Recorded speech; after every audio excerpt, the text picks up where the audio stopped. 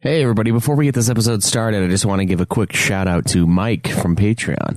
Mike's been supporting us for a little over a year and a half now. I really appreciate it, man. It really makes a difference for the show. Thank you so very much. Enjoy the episode, guys. From Provo, Utah, this is the Ultimate Final Fantasy Podcast with your hosts, Joseph DeGolier and Kaleb Schweiss. This is Ultima Final Fantasy.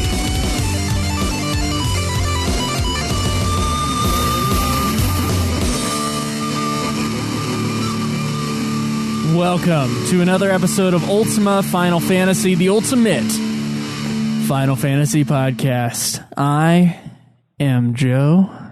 I am Kaleb.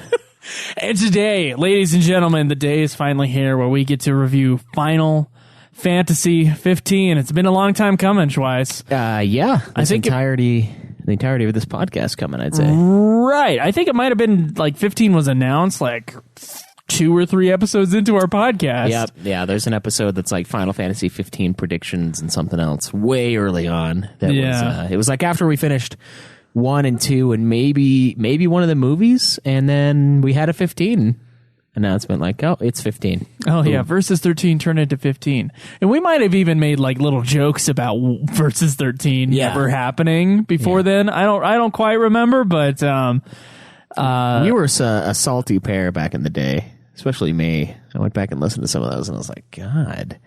I'm just like, yeah, you know what? Fuck this series. Like, just fuck it all. You know, like looking at this stuff. No. It's a process, Schweiss. It's a growing up. It's a process. Yeah, it is. We've matured as human beings and as podcasters throughout this.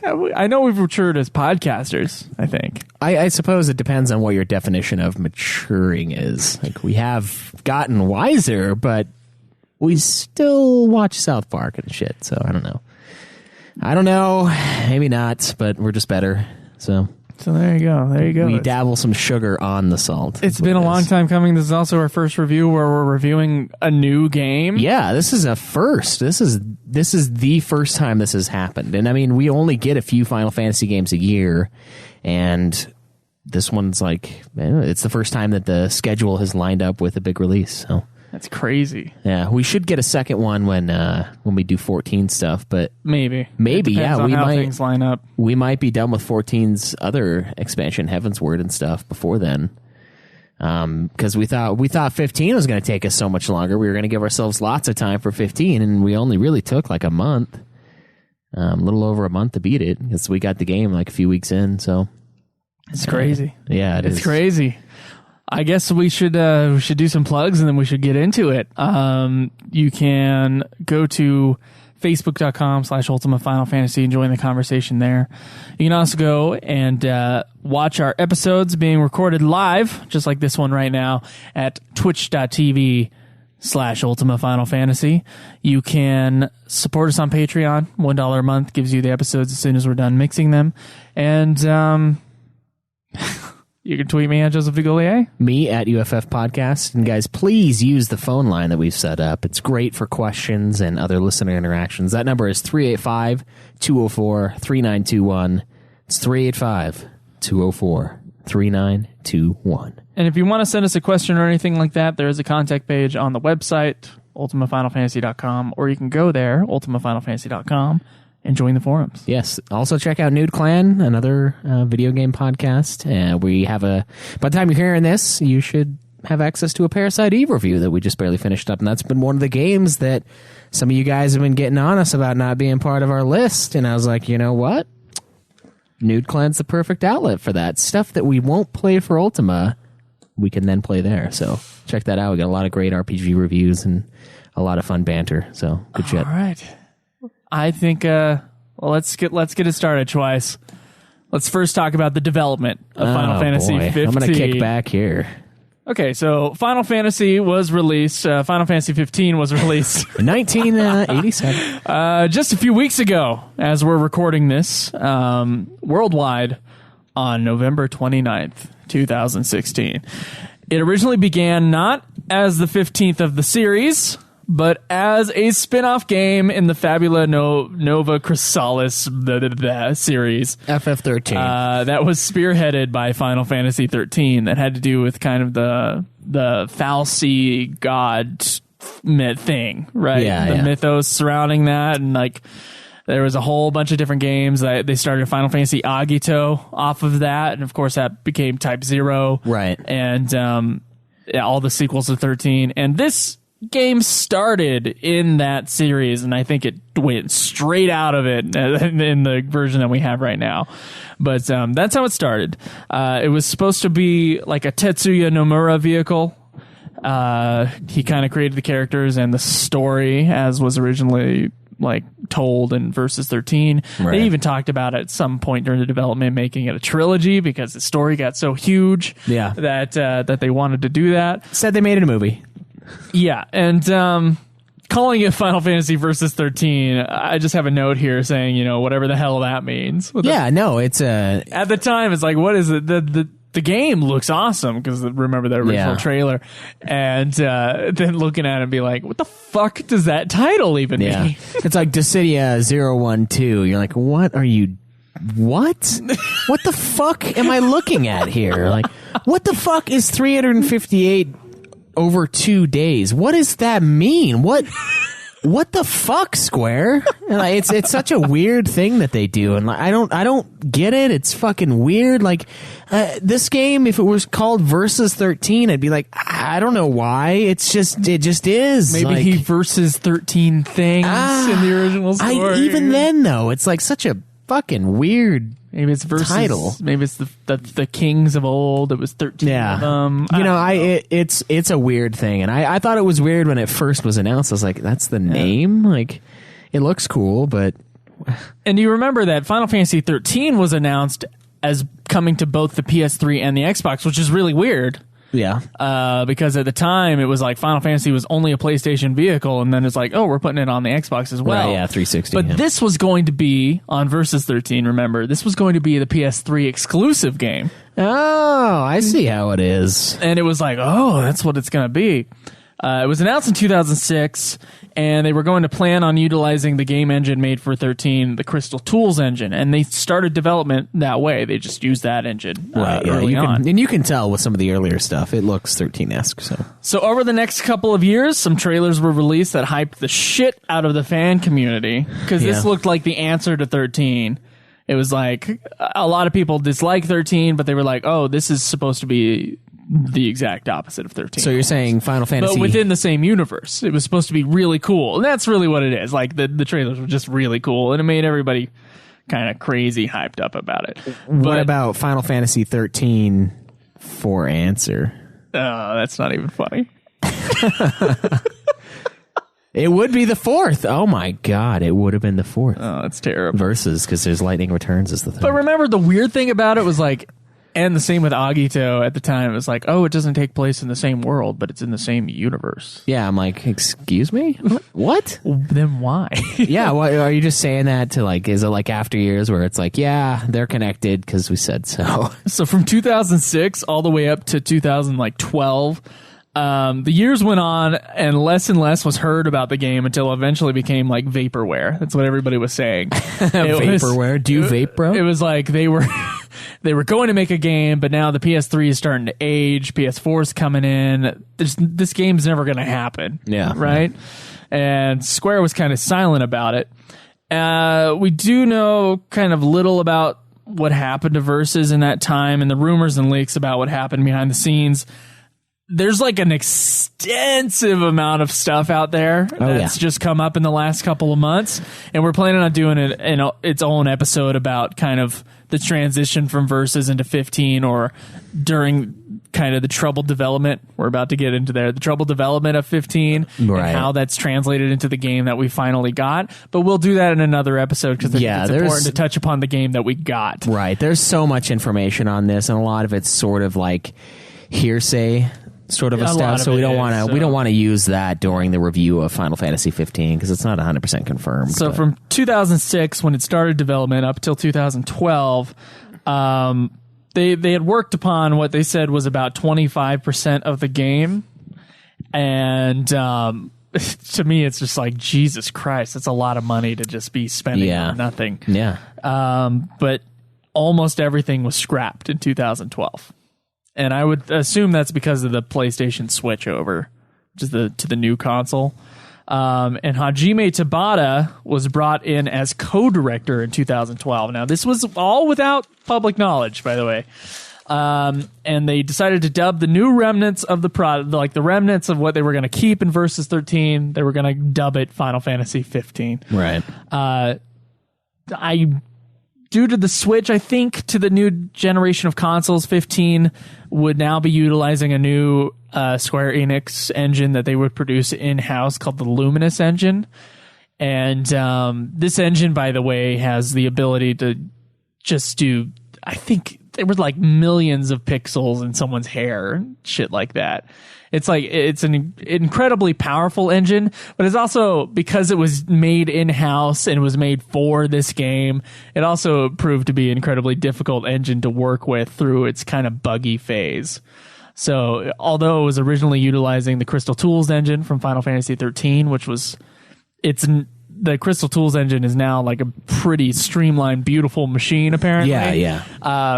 A lot of Final Fantasy 15's development problems in the last few years of its development have been due to that engine. Tons of staff changes were made as well behind the scenes, and eventually Nomura was booted, likely to just work on Kingdom Hearts, and Tabata became the sole director of Final Fantasy 15 from then on. The public weren't notified about these changes until a trailer was released at Tokyo Game Show in 2014. Yeah. Just 2 years after they started doing this switch up. Enter our show. Yeah. Tons of staff restructures through the years caused many people at Square Enix to drop in and out of development, including the original producer, Yoshinori Kitase. Oh, man. So he left when Nomura left, I believe, just to work on other stuff. Some of the original producers survived. They were plagued with problems from the engine. Square Enix's A-Team, of course, which was the one the main, I think they call them Team 1 or whatever they are, the A-Team of Square Enix.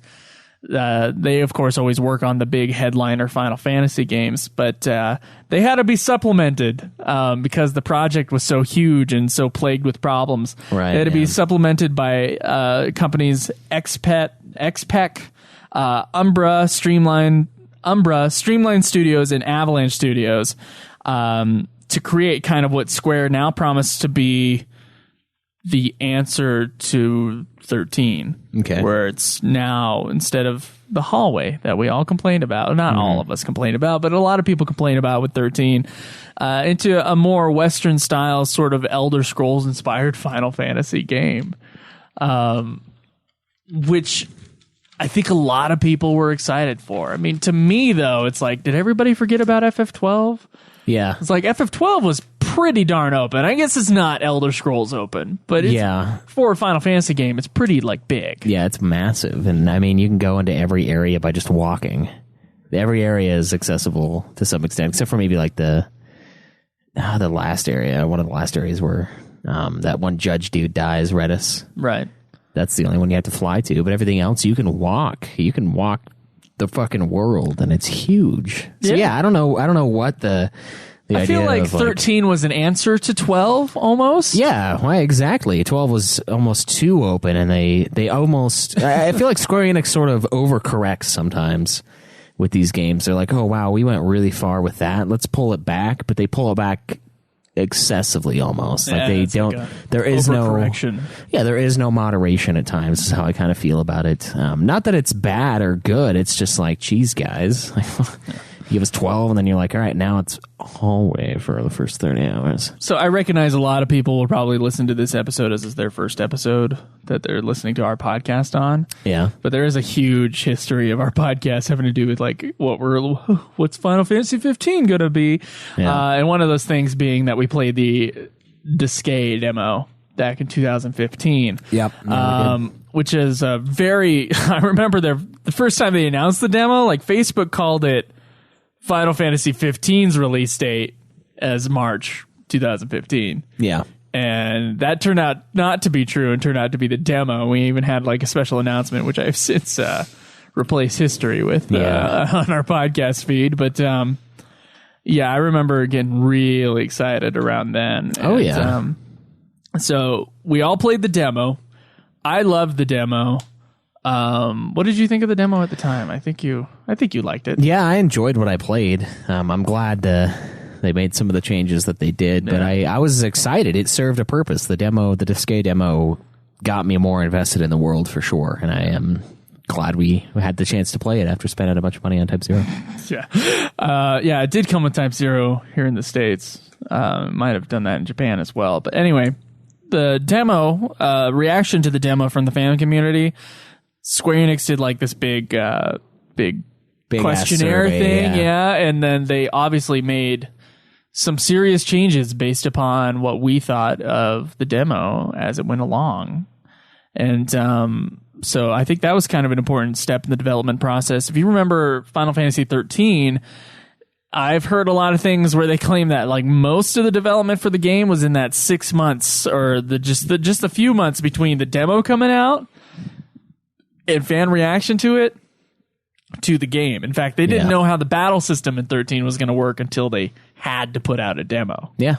No, that's what I've heard as well. So I assume that there's some similar stuff there with 15. Of course, the world seems to be pretty well developed in comparison to what we saw to the demo and to the game that we see today, especially in that Disgaea area.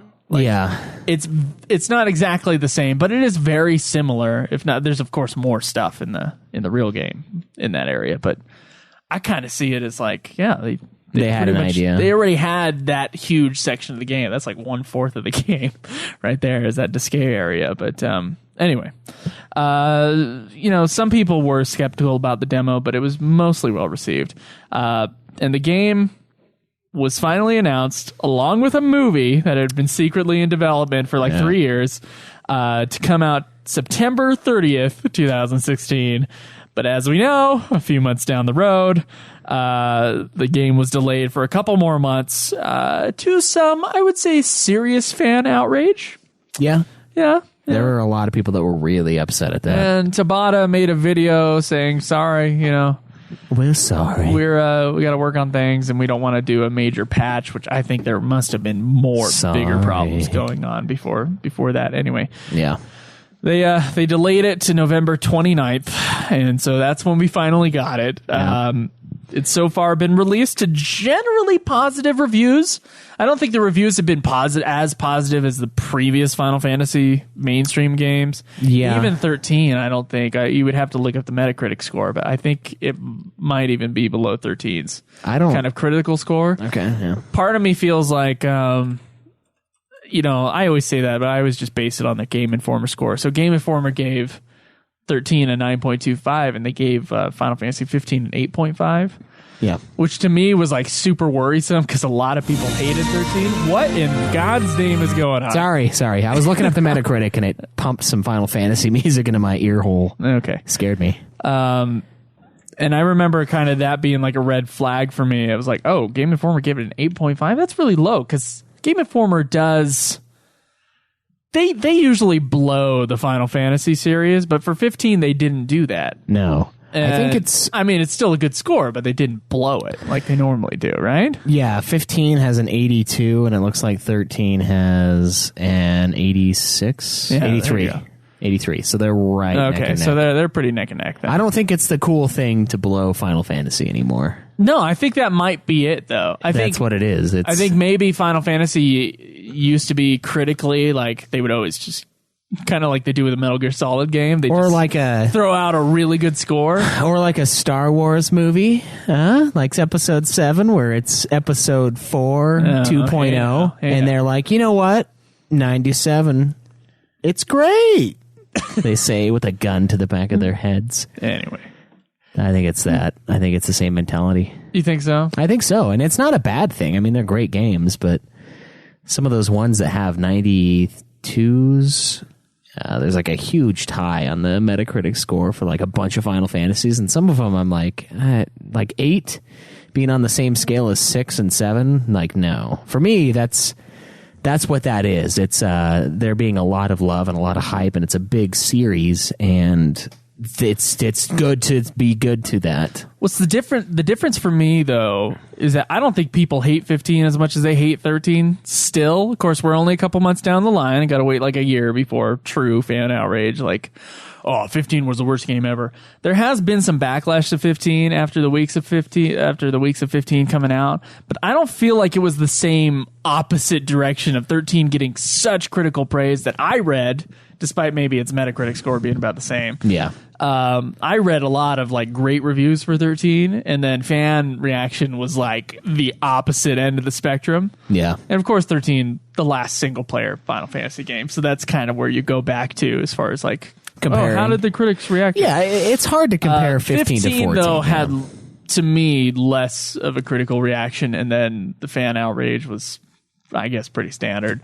I don't think it was as heavy as 13's, though. No. 13 had a lot of heavy bleeding when it came to the fans. Right. And I stopped playing it. I mean, right. I wasn't the biggest fan of Final Fantasy then. It was one of my favorite series, but it was...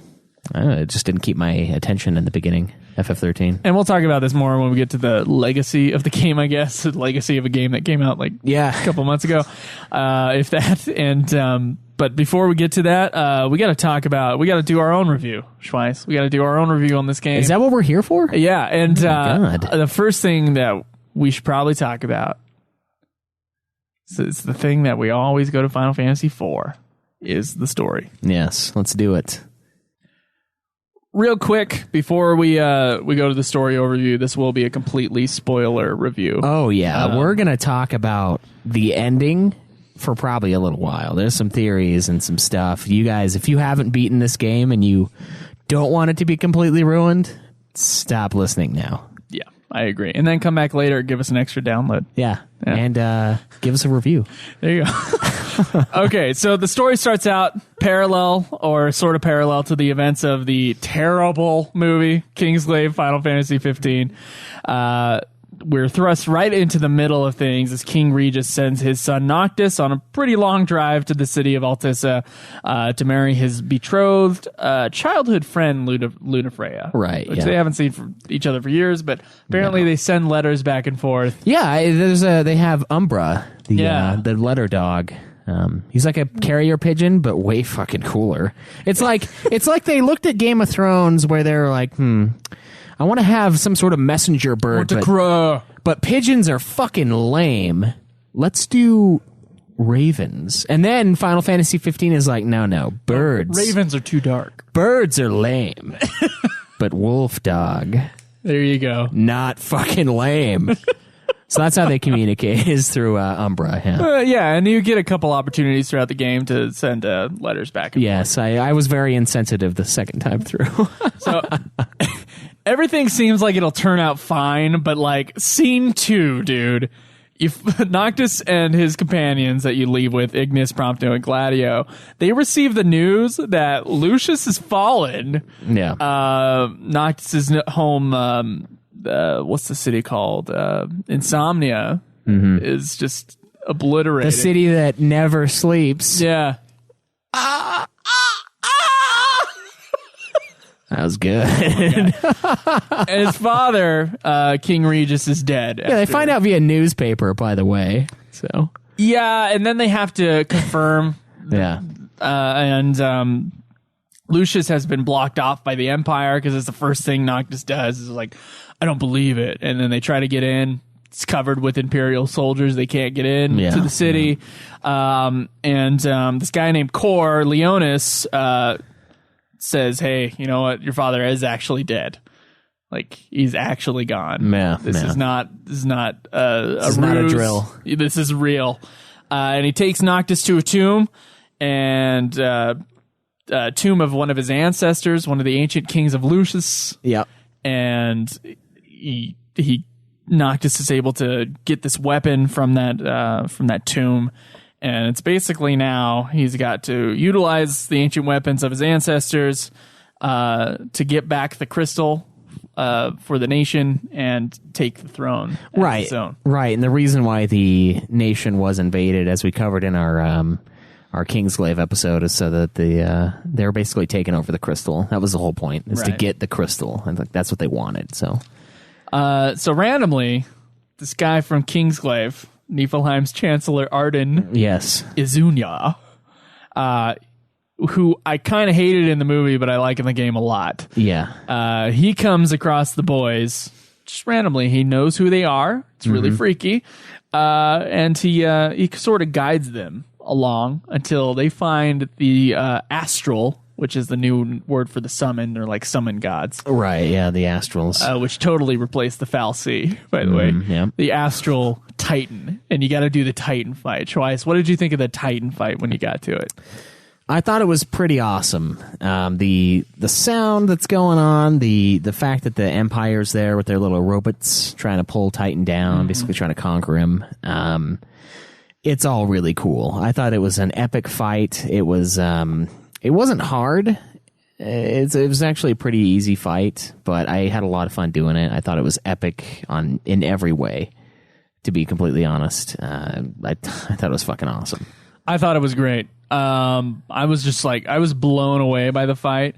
I've seen you play God of War. I've never played it myself, but it seems like it's sort of in that realm, if not a little bit more kind of reactionary button pressing sort of dealios instead of a straight up action game. But there is some fighting in that fight.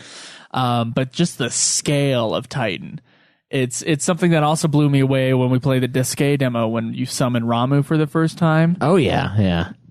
Final Fantasy huge. does something that Final Fantasy 15 does something that the other Final Fantasy games have not done, and that is massive scale. Yeah. I think maybe the next biggest thing is Anima from FF10. Probably. Anime's pretty big, but not nearly as big. Or the as... Ultima weapons, but because of maybe FF7's old graphics, like your jaw does not drop to the ground as much as it does with the astrals in this game. Yeah, they're huge. They're gods in every sense of the word. Like that's one of the things I was the most excited about getting into Final Fantasy 15 because of the Disque demo was the fucking colossal astrals. Like the summons just looked epic, and they're every one of them. They're huge. Their moves are awesome, except for the Carbuncle. Yeah, I guess Carbuncle. I didn't see Carbuncle, but I saw him in the tutorial, I guess. There you go. Because I remember, like, I was trying to think of, like, who's James Earl Jones? Like, and then I remembered that I named him James Earl Jones in the Platinum demo, and the name carries over, and I was like, oh, it's Carbuncle. That's right. Oh my god. Yeah. Named him James Earl Jones. Yeah. I am your father. No, Noctis. Squeak, squeak. Yeah. Squeak. So what you find out is that apparently Lunafreya is asking these giant gods or the astrals to assist Noctis on his way to getting back the throne. But they won't help him unless he can show his power, which happens a few times in this game, not just with the astrals. Yeah. So Noctis has to fell them first before they can join him, which is pretty standard Final Fantasy. Yeah, definitely. Yeah, and it also creates situations for these amazing fights. Yeah, they're like, well, we need to have something awesome right here. So after Titan gets on their side, Noctis and the others continue to get the other ancient swords and finally get to Altissa to meet Lunafreya. Yes. After some political bullshit with the Chancellor of Germany. Yeah, Hillary Clinton. Yeah, they know that Leviathan's going to be summoned, and they're going to fight him in the city, because that's, I guess, where Leviathan's home is or something.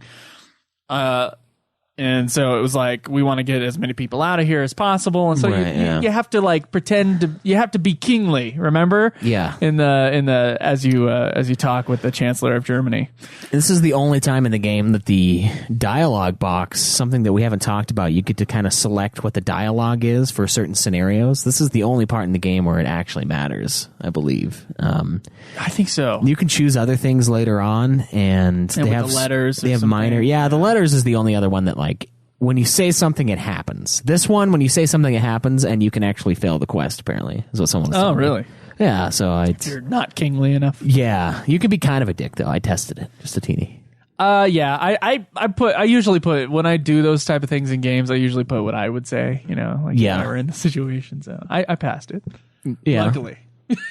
Yeah, the one for Leviathan, that you do during the fight. You basically you can demand or ask for her power, and I was like demanding it. It was awesome. Oh, wow. Gave her extra strength, which kind of sucked, but... So... The next day, Lunafreya does in fact summon Leviathan in the city, which does some serious damage to Altissa. Oh yeah. What did you think? We saw trailers for Final Fantasy 15 that had a Leviathan fight in it. Very different. And then we got a different one in the actual game, but I would say that I'm not disappointed with the Leviathan fight. I thought it was epic and incredible imagery and fun gameplay, and just I was awed by the fight. Yeah. Yeah, even more so than Titan. What did you think of the Leviathan fight? Were you in disappointed mode? Because a lot of people were. No, and I don't think it's on quite the scale of the Titan fight. And the reason why I say that is it's not really a fight when you're fighting Leviathan. You're super overpowered. You've gone Super Saiyan mode.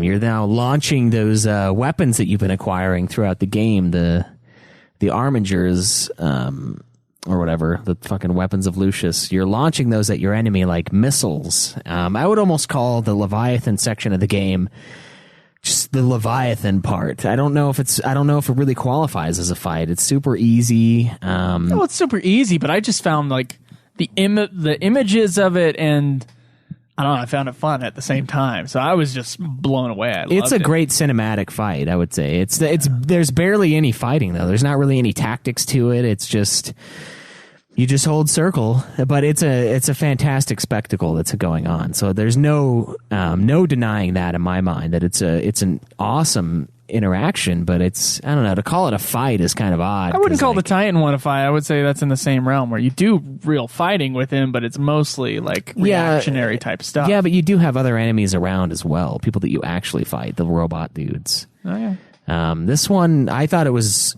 fucking awesome. Like, there's no denying how awesome it was, and I was like, dude, this is fucking sweet. When I was there, I just was like, this is really easy, but it's sweet.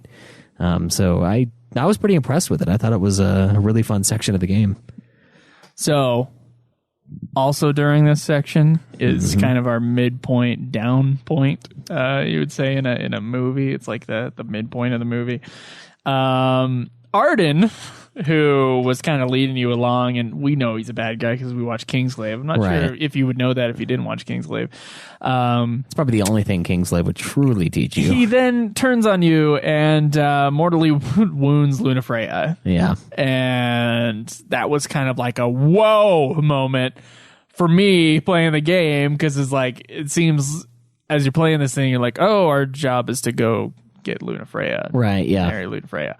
And suddenly that comes to a stop as Arden pulls a Sephiroth, of course, through the midpoint of the game, stabs and eventually kills Lunafreya. Yeah, Square Enix only kills their female characters in the presence of water. Also, keep that in mind. Oh, really? Yeah, that's a good point. There you go. Yeah, someone on the stream said that the other day. It was Stolas. So, wake up later. You had like this weird dream where Lunafreya gives you the ring. Yeah. Lunafreya is now dead. Leviathan, however, was defeated, and he joins your team. And the Ring of Lucii is now in Noctis's hand. The ring, of course, being like the ring that the kings had. Right. It's their ultimate weapon. They basically get to call on the kings of yore to fight alongside them. Which he decides not to use, but... He's seen Lord of the Rings. He knows what happens when you put the ring on. Everyone knows where you're at, so he doesn't want to touch it yet. The next place you find yourself, you're on a train to the next area, which is Grelia.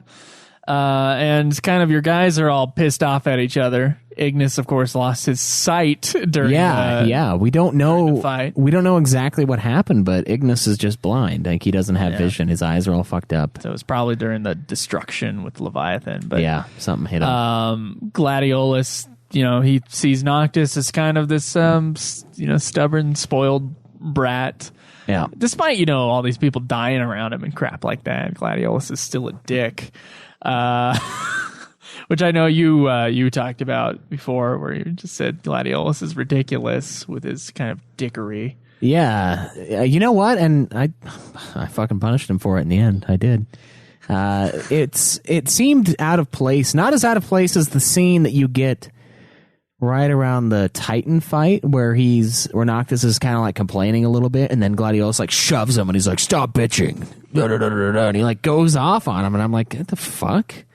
I'd be pissed if one of my friends did that. I'm like, dude, what the fuck? I was just like mildly complaining, and now you're gonna call me like a bitch and just like call me out. It seemed really out of place.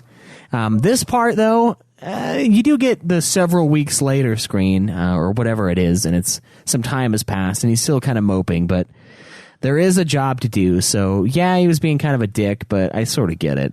So it's not as bad as it was. I get it too. The first scene.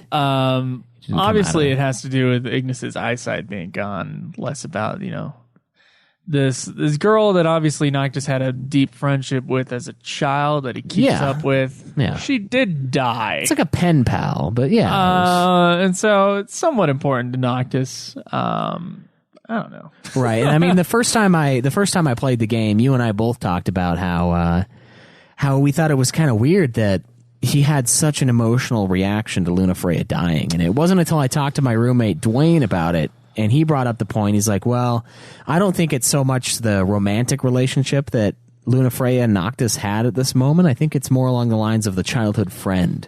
Yeah. That they have known each other for so very long, that they've known this is something we're going to do.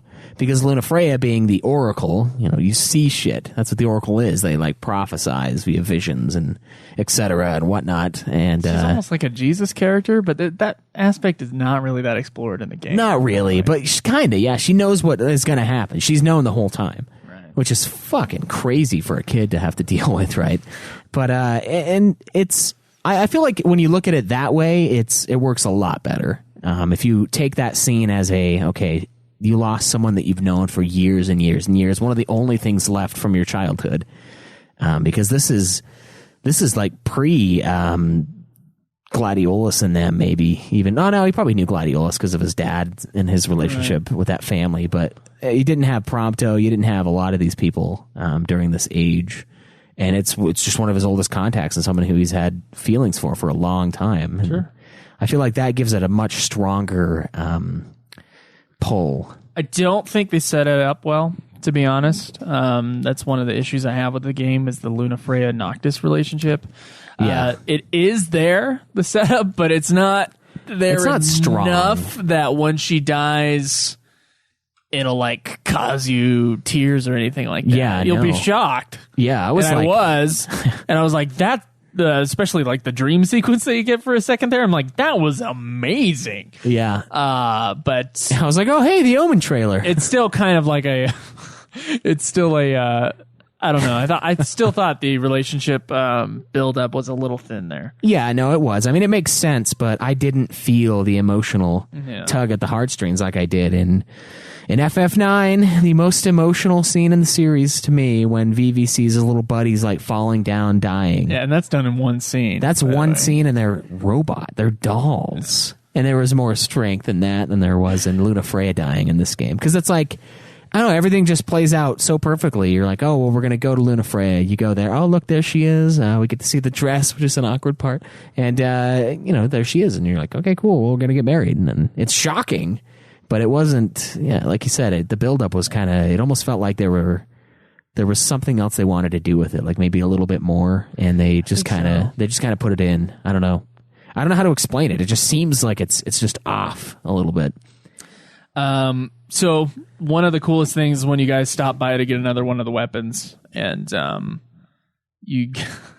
they go out, and Ignis is blind now, of course. Yeah. And you can decide whether or not to keep Ignis in the party, which I did keep him in the party. He joins anyway. Yeah, okay. That's why the whole Mass Effect, like, choose your own adventure thing is bullshit in this game. All right. The game's like, oh, yeah, you don't want to bring him, huh? Well, fuck you. I mean, we know you're king, but we're going to do it. I thought that was a cool sequence where you have to go through this dungeon area, sort of like a little canyon. Yeah. And you have to, like, they get really pissed at you if you run away. Yeah, they do. From the group if you don't help with Ignis, and of course that adds to kind of Gladiolus's resentment of you, where it's like, what the fuck are you doing? You got to deal with this other guy. You're gonna just leave your friend behind here while we're trying to help you? Like, yeah, I don't know. I thought that was a really interesting part. But then you're back on the train going to Grillia, and suddenly all these MT soldiers and demons begin to attack the train on your way there. And Noctis and the boys, they fend them off, but unfortunately Prompto is pushed from the train, and we're not sure if he's alive or dead. Right, and prior to that, though, I will add the whole section where you meet up with the guys after that first part. Prompto is Arden. Like I thought that was kind of a weird thing. Apparently, he just like manipulated things and took on the image of Prompto, and Prompto gets pushed off the train at the end by you. So right. Arden like just kind of swaps. He switches places with Prompto, and the second time through, I noticed it a lot better than the first time. But when you're chasing Arden through the train during that, when he's like talking to you, that's totally Prompto, like the whole time, because he's like, "Noct, what are you doing?" It's like, you can't be serious, dude. It's bizarre. And then you get up to the top and you're like, you slash Arden, but it ends up being Prompto, and he falls off the train, and it's like, wow, that was kind of cool. It's like a weird switch thing that he did for whatever reason. It's a very cool sequence. I love the entire train trip, which is, of course, the part of the game where you're not allowed to go back and do side quests. Yeah, it's the Final Fantasy 13 part of the game. Get bugged about, but you know, you've had so many hours that you can do side quests by this point. It's like, let's do this section of the game. The train sequence all the way up to Shiva, my favorite sequence in the entire game, honestly. And I say one sequence, but it's like 3 chapters. But yeah, the fight with the MTs as they're attacking. The MTs, what are they actually called? They're like Magitech soldiers or something like that. I assume MT stands for Magitech. Yeah, I think so. Just because it's Final Fantasy. They probably said it and I just didn't catch it. But that section, when you come out of the corner, you're fighting the demons and you see Leviathan up there on your side. That's like, oh my God, that is fucking awesome. Just the imagery of that section is so well done. I just love it. I love it. This whole time, by the way, there's been this sort of guide, like a spiritual woman who shows up when she wants to, and kind of guides you sometimes, or like answers questions or whatever. Her name is Gentiana, and anyway, you find out that she's Shiva in the snow area, right? And she kind of gives you her blessing and joins you. And you also find out during that section that Arden is immortal, and he's kind of, he's like this crazy, dark, almost clownish sort of character sometimes. He goes in and out of sort of the dark, scourgy Arden and then himself. So he obviously has something out for Noctis, but you don't know what it is yet. Anyway, so the next kind of thing that they're trying to do is that they decide to go get Prompto, who is being held by Arden in a fortress. And this fortress is like an MT factory fortress. And you do find out that the MTs, I guess, they're actually biological people. They're clones or something. Right, yeah. The MTs are, the MTs are robots, but the demons were people. Is it the demons were people? Okay. Yeah. All right. The MTs, I don't know. There's that one plot twist with the MT thing and Prompto, and I don't really get that necessarily. So I don't know. Maybe they are people. I don't know. It's kind of weird. It's supposed to be a robot army for the MTs, but they are manufacturing. They're like creating demons, which come out at night in the game in the lore. And when it's super dark, demons come out to play, and they're manufacturing demons in this facility, and that's where they're holding Prompto. It's also around this time that the characters do realize that like the days are growing shorter. Yeah, which I was like, oh, that's a really weird part of the game, but I understand it a little later on. Yeah. And so the demons get worse and worse. It comes to mind sort of a Final Fantasy 1 parallel where it's like, oh, suddenly the monsters are getting really bad right now. Yeah. Because the orbs aren't in their proper place or whatever it is. And so 15 does take upon sort of that mantle in its own way, where the demons come out at night and the heavier hitting monsters do come out at night. Oh, yeah. Which is kind of a cool aspect. Certainly, yeah. And even then, it's like, well, there's still hunts during the nighttime, and it's still normal, and all that other shit. Yeah. So you go through a pretty long sequence where you're like following Arden's voice as he's like bringing you to Prompto and to the crystal. Yeah, this is the infamous chapter 13, and there's a lot of mixed feelings on the whole feel and the whole stylistic change to this chapter of the game. It essentially turns into I want to say almost like a survival horror kind of a feel. You're walking around and there's areas where you can hide. You can hide your character and enemies walk by. It's got a really creepy vibe. It almost feels like Dead Space to me. There's enemies that jump up at you from the ground and they're like pulling on you and they look all fucking weird and like undead and they're malfunctioning and shit. And it's a very strange section and it's really slow. Is one of the other things. This is a section of the game where it's probably just going to take you an hour, and that's just how it is. Your character doesn't run. He's like kind of uneasy about the whole situation. And the first time playing through, I did not like Chapter 13. I thought it was absolutely ridiculous. I thought it was stupid that they were doing this survival horror kind of a feel. I was like, it's not creepy. There's just shit jumping out all over the place. It's not ever startling me. I'm not caught off guard because I've played games that do this and they do it much better. Second time through though, running through the game again for the podcast, I actually didn't mind it that much. It is definitely a change of pace. I am surprised to hear you say that. You were railing on that shit and I was defending it this whole time. It was a little bit of a change of pace, and I still prefer the other chapters. I think it might be a little too long compared to the other chapters, especially because you get in the hallway mode and just as a person who's playing to the end of the game, basically, even though you can go back in that chapter, you can finally go back in chapter 13. Yeah. Go back to the past, I guess, using Umbra, which is sort of a made-a-game concept. It's not actually real, but it's something you can do to play more of the extra stuff in the game. Right, yeah. But I dug it, man. And I've never played survival horror, okay? Maybe, I don't know if Parasite Eve counts, but... not really. I've never played a survival horror game, so I wasn't really comparing it to anything. Like, I wasn't comparing it to the better mechanics in a different survival horror game. I just thought it was a really cool sequence where you went through this very large dungeon with this very creepy bad guy telling you, come here, come thither. Your Prompto is just, where is he? And he's like fucking with you, right? Right, yeah. I thought it was excellent. I thought it built up Arden extremely well. I did jump a couple times getting grabbed by the dead soldiers. That legitimately did happen. Okay.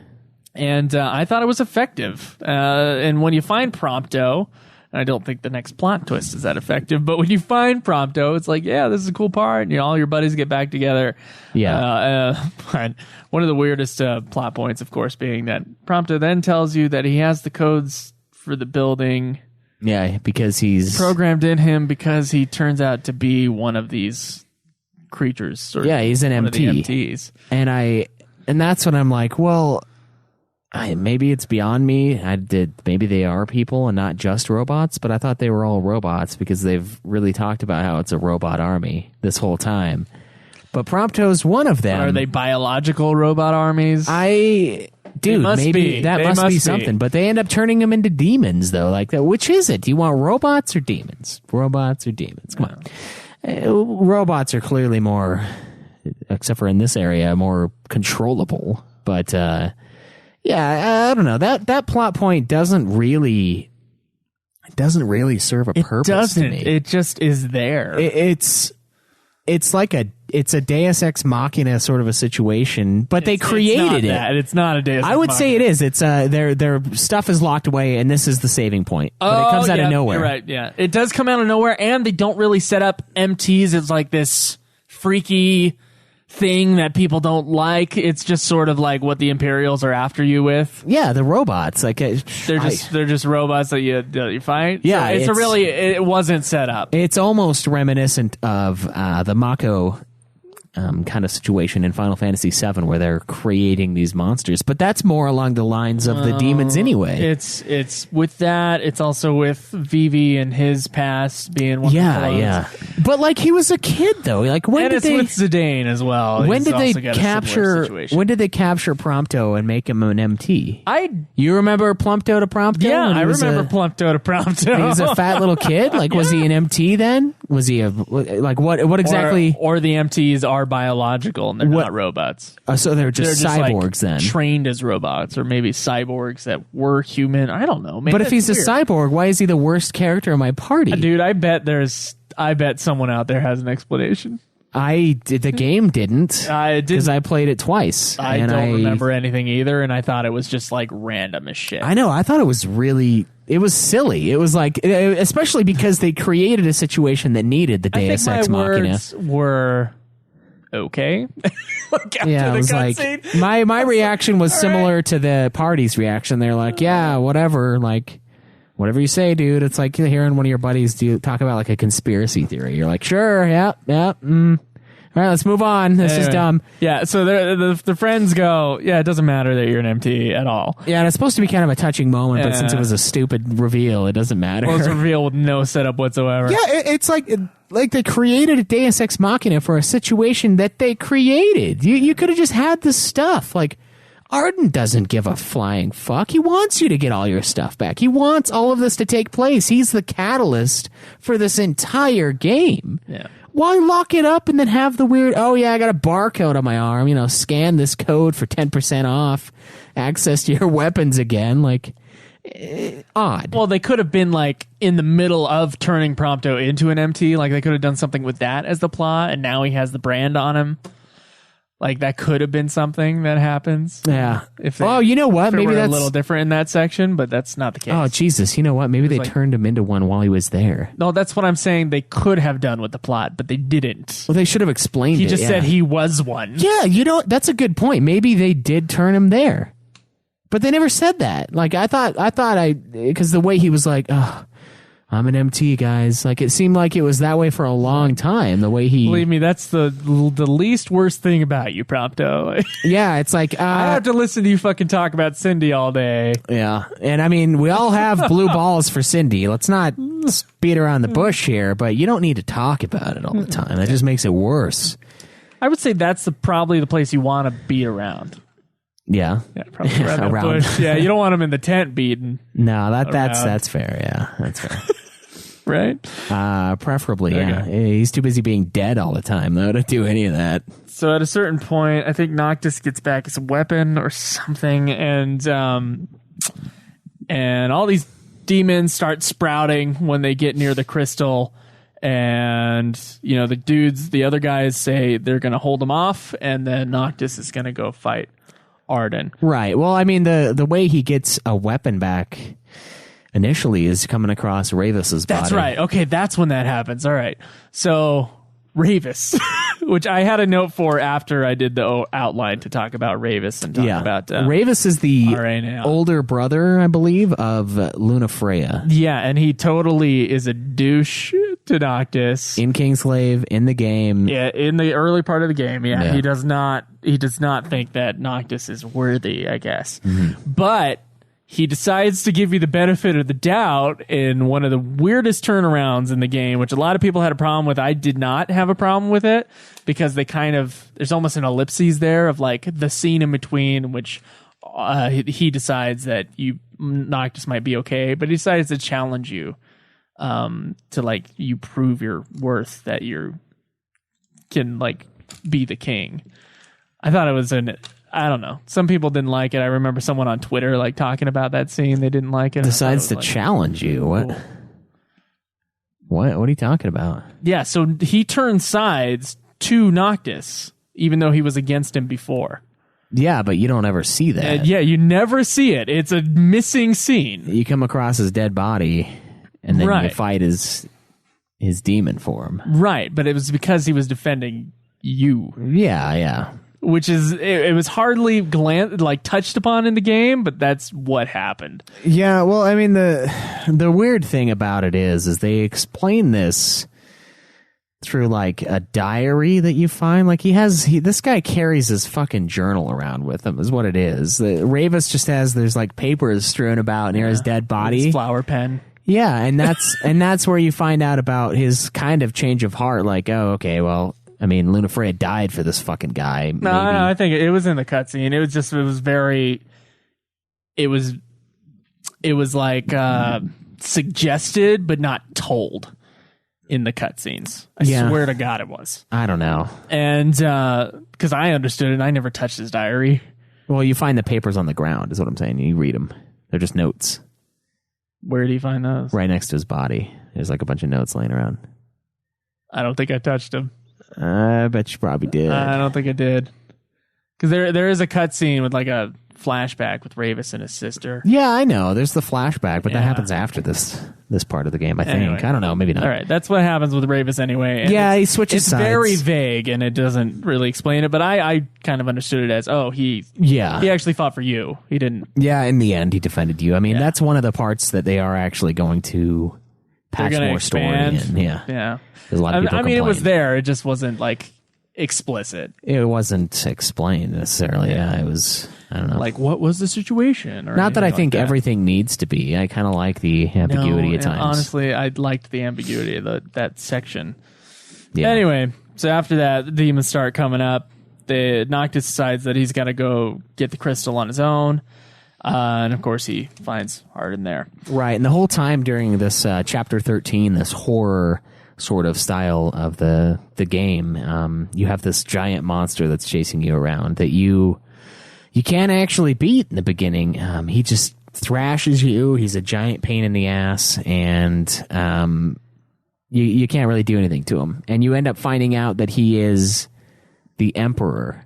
So the Emperor, the guy that we saw a bunch of in Kingsglaive that looked like a very interesting character, is suddenly a demon out of nowhere as far as we're concerned. He's just a demon, and that's just what's happening there. Everyone's getting turned into a demon, and you start to realize, wow, Arden's the only one that's not a demon. He's is he Chancellor or Overlord here? Like, he's calling the shots, and it's a Kefka situation. Oh yeah. So Kefka makes his way into the Empire, right? And he gains power, and eventually he overthrows the Empire that he's been gaining power through by becoming what he's become. Or, in this case, Arden is already something. But no one knows that. No one knows that, and he's out to get revenge, which, of course, you find out after you're absorbed into the crystal, right? And it's a really freaky, awesome scene when you're absorbed into the crystal. You find yourself in the spirit realm, and the god Bahamut talks to you and tells you about your basically your fate. Yeah. And that Arden is apparently, this guy absorbed the demons from the world like 2,000 years ago. Yeah. And he's out to get revenge on your family line. And there's a lot more complex stuff than that. But how much of that did you understand on your first playthrough of like what the fuck Arden was doing? I just knew that Noctis was, Bahamut says, you're going to have to die in order to get rid of this guy, basically. Yeah. That's all pretty much I understood. And honestly, I had to like look at a YouTube video and then look at the Wikipedia and shit like that afterwards to be like, oh, this is all this shit. Because all the lore stuff having to do with why Arden is the way he is, which is barely touched upon even by Bahamut, all that stuff is like in books and shit. There's a little bit in the cutscene too. There is a little bit in the cutscene. You're right. The cutscene it just wasn't enough for me to like get my head around it. I think it is if you go back and play it again. Maybe. You're right. I was like, oh, I can't believe I missed that. But I wasn't the only one who missed it, because otherwise you wouldn't have to look up Final Fantasy 15 ending explained. I got the gist of it. Arden essentially was the Lunafreya of his time. We have what's called... I understood that part. We have what's called the Star Scourge, which is like I would say it's just like the thing in 7, what the fuck is that? Geostigma. Almost, it's very similar to Geostigma. But the Star Scourge is more than just that. It's also darkness, and it's also the demons, and it's like everything. Right. Having to do with... Which the part that I didn't understand was that one of the astrals was against the other astrals. Yeah. His name was Ifrit, and he didn't like humans or whatever, and he wanted to get rid of them, and that's the way he did it, by creating the Star Scourge. Yeah. And of course, the answer to that was this guy who absorbed the Star Scourge, but then he wasn't let into heaven, I guess, and made it cursed immortal because of it. What happened is with Arden, he was Lunafreya, the Oracle, which has they have healing powers, and they're able to. But he was also the king. Which is the difference. He was the king. He was able to pull the Star Scourge out of individuals that were infected by it. But by doing that, it's almost like a Green Mile sort of a thing, where you suck the disease from them, but you don't spit it out in moth form. Yeah. He kept it. He absorbed it, and his peers, they deemed him unworthy of ruling, and they basically usurped him. We don't know who exactly. It's kind of a lot of theories. There's a ton of theories. There's theories that maybe Noctis's line is not his line, and they usurped him. I think it's more along the lines of someone else in his family, because that would have made it sting even more. Just like his brother or his cousin or something said, "You're not fit," and they kicked him out. They cast him out, and by that point, he had so much of the Star Scourge in him that he's immortal, and he just spends the next God knows how many years getting super malicious and like being upset, and he's like, I've been cast down, I've been ripped off, these people took what was mine after me saving them, like, so he's getting pretty vindictive, understandably so. I mean, the guy was the hero of his day. He was everything. He was the Alpha and the Omega. He's the king. He's the fucking the Oracle. He's curing all these people. He's putting himself out there in extremely selfless nature just to be cast down. Yeah. And he can't die either. So he's like, I can't even kill myself. So like at this point, he has no nothing. purpose, right? Yeah, he has nothing to go on. He's waited around for the chosen king that can utilize all the powers of the summons and the weapons and all that other shit. Right. And he's waiting for someone who can, in fact, kill him. Sort of. They're also trying to, the whole game, he's also seeking revenge on the gods who also cast him down, except for Ifrit. And that's why they're attacking Titan, and that's why they attack and kill Shiva.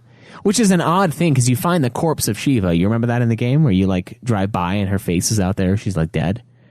But then she's like not. She's Gentiana, and that part was weird. Sort of a statue-y sort of thing. I think. I don't know. I don't really understand it. Like holding up the other thing, like he's just there until he's called upon or whatever. Yeah, and he's holding the comet. That's what he's holding. Yeah. Like, so it's a weird thing where like they killed her, because they talk about killing her, but she's not dead necessarily. I don't know. It's weird. They don't flesh that part out. Like it's almost like it's not there. Like they just didn't put it in the game, and we're gonna put it in a DLC later or something along those lines. The part for me, and I just went along with it, like I didn't understand like the ins and outs of all this other stuff, and I still am kind of fuzzy on some things, but my whole thing was I knew that in order to kill Arden, Noctis would have to die in order to like save the world or whatever. It was implicit. Bahamut said and Bahamut said, okay, you want to go back? And you go, yeah, it's time to go back. And Bahamut puts you out, and it's as if you've been asleep for 10 years. Yeah, and I mean,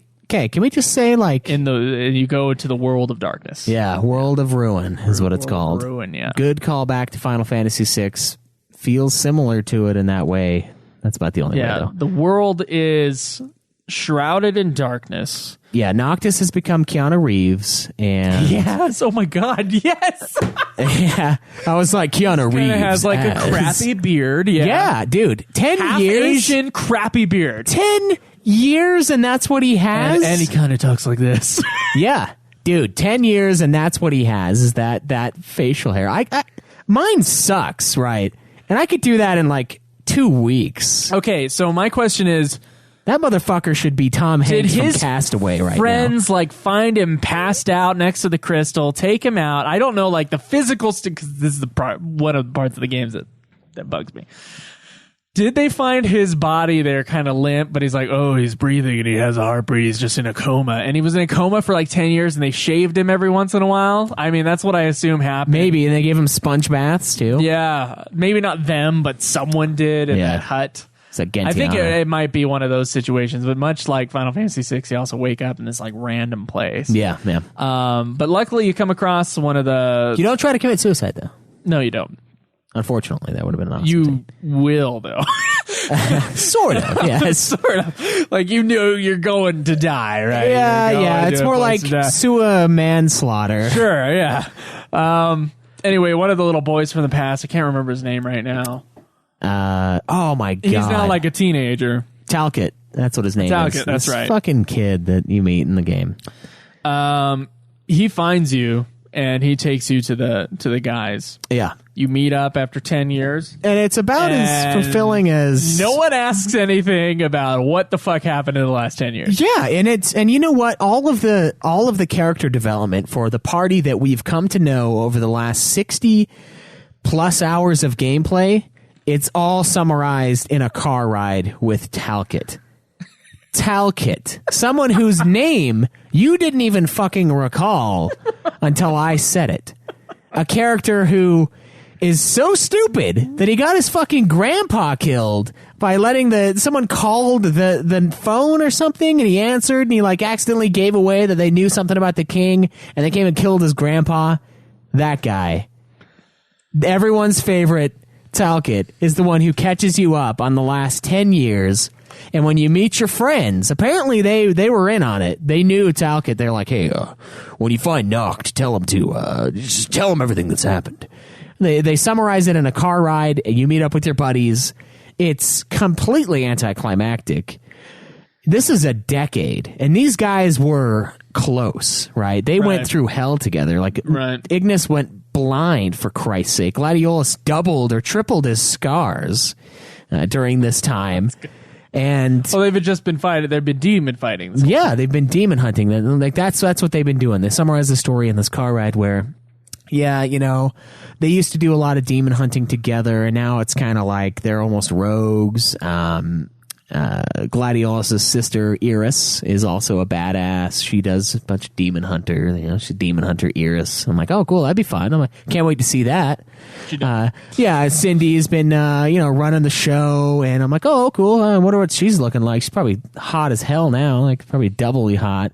Don't get to see her. No, I gotta say, I think I shouted at the TV, and I'm like, you're not gonna fucking say anything? You're just gonna be like, been a long time, huh? Yeah, no shit. 10 years. How, do they know like Noctis's fate? Did they like open the cosmology books and we're like, oh shit, he's gonna die when he gets back here? Like, yeah. What? Anyway, that was probably the second biggest low point in the game for me, because Prompto's twist is so stupid. But on top of that, like, this part is so emotionally unsatisfying. I know, and it's not that we don't get to see anything in the 10-year period, but for those guys, they don't know what's happened to them. As far as I can tell, they shouldn't know that Noctis has been asleep for 10 years. They just know he hasn't been around.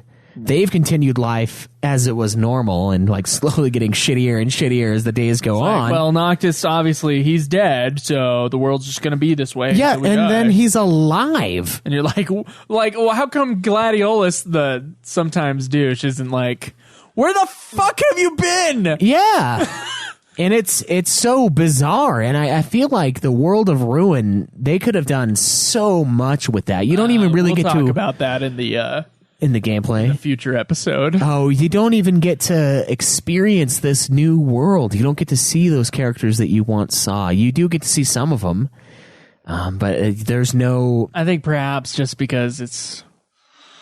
I don't know. It feels like it's just time to end it. It feels like they've rushed it, is what it feels like. And that's without looking at any of the extra what could have been, what should have been Final Fantasy 15 stuff. It feels very poorly executed. Final Fantasy 6, World of Ruin, you went back, you went to those characters, you found out what they've been up to. That's like half of the storyline. Yep, it is. Is seeing them rebuild the nation, seeing them become leaders in themselves. Yep. it builds them as characters a million times more. I'm than, not so much asking for that, but I would like to see the old characters again.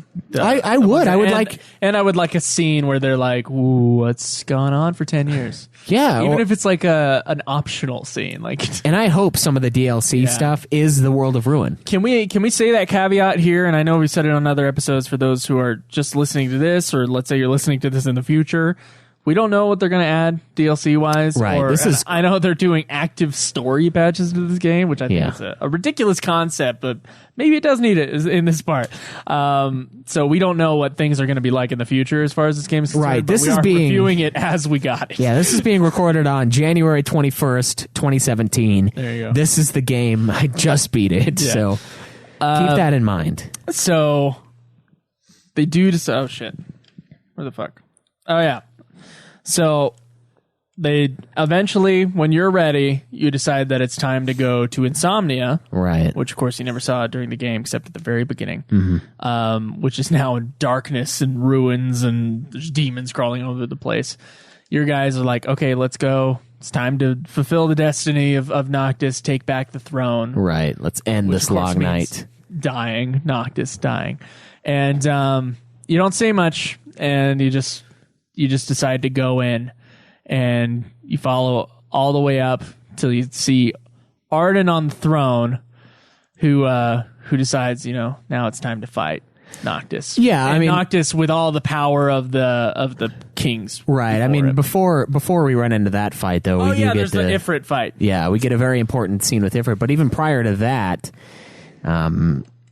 the part where you run up to that was chapter 13 with the car, the Regalia car that you've had this whole game, like your last possession, the last thing tying you to your father. Oh yeah, fuck. Gets destroyed, and that's leading into chapter 13. I thought that was kind of a high point too. It was like that was the last thing that he knew at that time that he was going to have for his father, who he now knows is dead, and we know from watching Kingsglaive is dead. Until, of course, he gets his sword later, which is also another thing we didn't touch on, that it was kind of a big thing. Ravus took his dad's sword and he got it back. Yeah, we talked about him getting his weapons back. Yeah, that was the first weapon. Sword, yeah, that's right. And that was a big point. But the fight with Ifrit I thought was awesome. That was a great fight. So Ifrit is not the same massive astral that the other ones are, but that fight, it utilizing kind of the jumping around aspect of the game, Yeah. With that kind of what you're doing there, it utilizes it so well. It's just great gameplay mechanics in that part. Yeah. And also the fight is sweet. Yeah, it's very good. And it's crazy because the very beginning of the game, before you're pushing the car, before you're doing any of that bullshit, you're fighting Ifrit. So it shows you the end of the game sort of at the beginning. Yeah. But it does it in like a casino kind of way where it's like the proposed ending. Yeah. But really there's more. Yeah. So I thought that was kind of a cool callback. And there were flames. There's flames in the casino scene too, where the car blows up and then he ends up like, spoilers, he's not dead. Spoilers for Casino from 1995. Yeah, Casino. Spoilers. It's a great movie. It is. That part where the car blows up in the beginning, and then it just like shows the lead up to that, and then it, he's fine. He gets out, and then it's the end. I thought that was kind of a cool way of doing it, and it's not something we really see in Final Fantasy that often. I mean, the closest thing I can really imagine that's super close is like how Bartandalus at every turn in 13 is like, yeah, you're going to destroy that place. You know that, right? Like, that's really what you're going to do. You're going to do you're going to fulfill your thing. You're going to destroy it. That's going to happen. But it still fights you a lot. That's stupid. Yeah, and then you destroy it. And like, no one acknowledges like, wow, that guy's a badass. No one in the party. They're all just like, yeah, fuck that party. That crazy body. So it kind of felt like that in a way. And I think the Ifrit fight was great. And at the end, the fucking Bahamut comes down and just like wrecks shit! face. Yeah, I forgot about the Bahamut summon part. Yeah, he comes down and Ifrit like goes super parkour mode. He's like jumping off of his swords. Like all of it. It's crazy. What's with Bahamut being kind of like a loser in Final Fantasy? Like a lot of times when he goes up against other summons, he kind of gets his ass kicked. Alexander in 9. he's the god of the dragons, but like the dragons must be like a super low tier when it comes to like Castles. Yeah, castles and like other stuff. And like it's weird to me. And someone pointed that out on the stream, like Bahamut's always getting beaten down. And it's kind of true. Like if we're just like, yeah, no problem. Until of course Shiva comes in and like freezes him and then he just shatters. So you end up whooping his ass with Shiva's help. Wow. Great scene. I think I kind of like what they did with Bahamut in this game. I thought it was a little weird at first that he was a dude instead of a dragon. But he's basically a dragon anyway, even though he's shaped like a man. And that was a great cutscene where he comes down and he tries to lay waste to Ifrit, the traitor amidst the astrals. And then we move to the throne room. Yeah, he moved to the throne room, and Arden's like, "This is between you and me, Noctis." And because of the way things are edited around, I was not sure what the fuck happened in this game. So yeah, he like makes your friends pass out. It turns out, but it looks like death. It looks like he fucking took their souls out of them, and it looks like they're dead. Yeah, it's all purpley, like the death spell. So when I played this game the first time and didn't rewatch the ending, I was like, are they dead or not? Even though there's totally a scene afterwards that's kind of like out of place, and I wasn't sure if it was flashback or not, or what the fuck was going on. Yeah. It's really bizarre otherwise, so I guess that doesn't make any sense. But either way, like, in my mind, I was like, are they dead? Anyway, so he makes them pass out, and then you, with all the power of the kings, and then him with all his power, you go at it. I would say another very cool battle, which kind of utilizes all the sort of high-flying sort of game modes that this game has, right? All the warping and everything. Yeah, it becomes full-on Dragon Ball Z during this fucking fight. And so, because you have all the powers of the kings, I guess with you are able to kill Arden physically, right? If at least temporarily. Yeah. With Arden, what happens is when he dies, he enters the spirit realm, and then he just comes back. So immortal means you just are able to resurrect. He's not able to die permanently. Yeah, it's like a temp kill. Anyway, so you do kill him, and then there's a scene where, I guess everybody knows what's going to happen. I'm like kind of like unsure what's going to happen. Noctis and his friends are out in the like in front of the palace, and all these monsters are coming up, and the other guys are obviously going to stay there to fight, just like they did in Chapter 13. Right. And Noctis then goes to ascend to the throne. Mm-hmm. I actually want to go back for a second.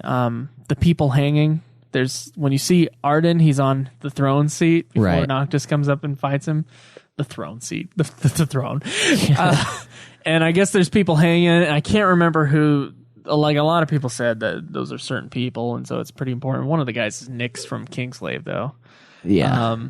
So that's kind of a really cool image. Anyway, all right. So you defeat Arden, you leave your friends, which I was like half unsure if it was a flashback or not. What the fuck was going on? Right. And then I was unsure like later because there's another fucking scene that was apparently a flashback that I wasn't sure if it was real time and if it was in the spirit world or not.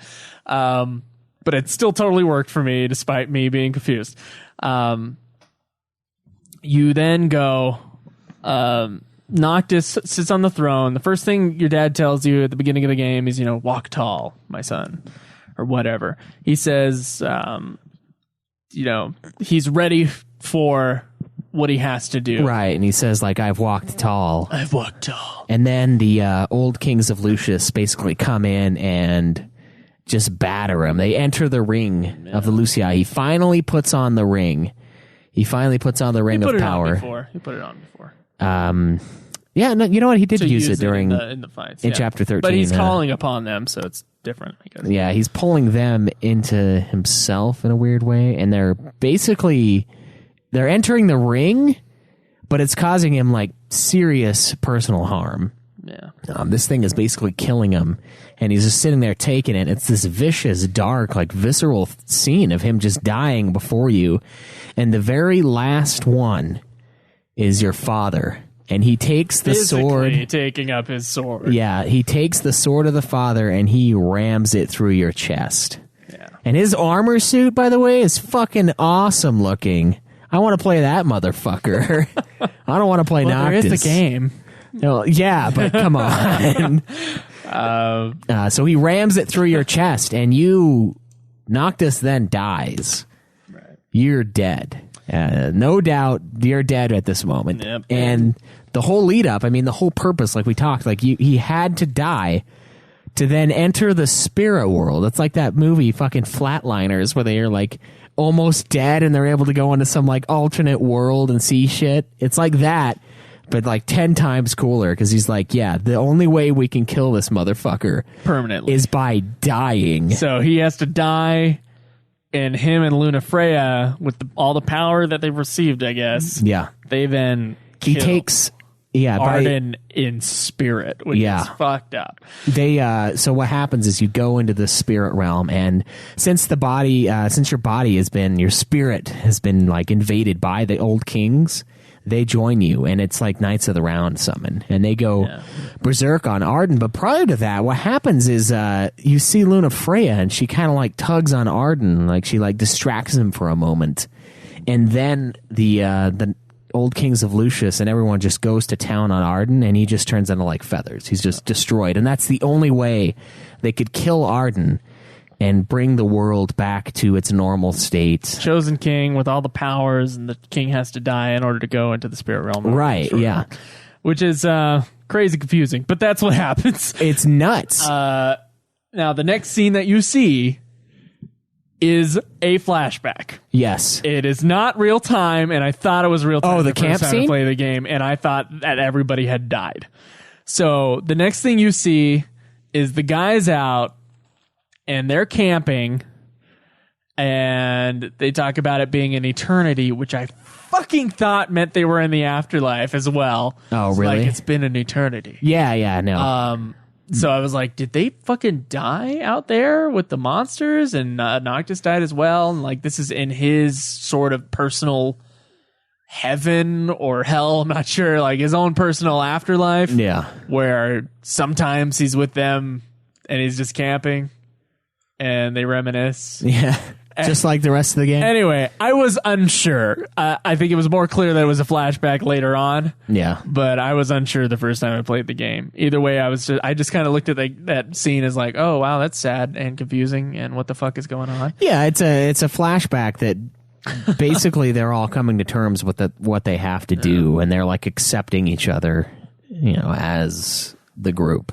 But then you see a scene that caps it off. Right. You get a nice little clearing of the skies. The Star Scourge is gone. Right. Noctis accomplished his goal. Everything's set in motion. Things are returning to normal. And we kind of zoom in on the Crown City, and there's like banners out, and then there's it looks like a gravesite to me. Second time through, it looked like this is where Noctis is buried, because they have a banner that has Noctis's name on it. And then we pan up and go into the throne room where Noctis is sitting on the throne, super snazzed up, right? He's dressed to impress, I would say. This is like business. He's ready for that My Chemical Romance concert. For sure, yeah. And he's all dressed up, and then Lunafreya is there as well. And Lunafreya like rests her head on Noctis's shoulder. And you pull out the picture that you take with you. So the whole game, Prompto's taking photos, okay? And you get to choose what picture you take with you as like a last memory, a last beautiful moment. And that's something that you're showing Lunafreya, and then she rests her head on you, and then the logo finishes, and you get Noctis sitting there on the throne with Lunafreya leaning on you. Right. And the game's over. The game ends. Now, this is... in the afterlife, most likely. I don't know. I don't know if it's necessarily afterlife. It's happening in the real world, because we know spirits can manifest themselves in this universe. That's true. It's a question of whether or not Noctis and Lunafreya are alive or dead. I think they're dead. I think so too, but I have some pretty good points to them being alive. And I totally thought the other guys were dead too, but I don't think they are anymore. I think if they're dead, I think everyone's dead. Personally, that's my interpretation, is that they all died. They all knew what this was going to cost, and they went in and they did it. Well, the Star Scourge would be lifted after Noctis did his thing with Arden, who caused it. Right. So I'm going to go ahead and say that they probably lived, and Noctis died. I don't think so. I think it happened. There was a time lapse. Anyway. With the Star Scourge clearing up. It is up for debate. Well, here's the reason why I think they could have lived. Okay. I don't think... Okay, so initially when I played it, I figured they were all dead.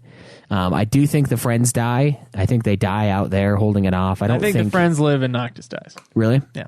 All right. I'm going to say I don't know, but I think if they die, they all die.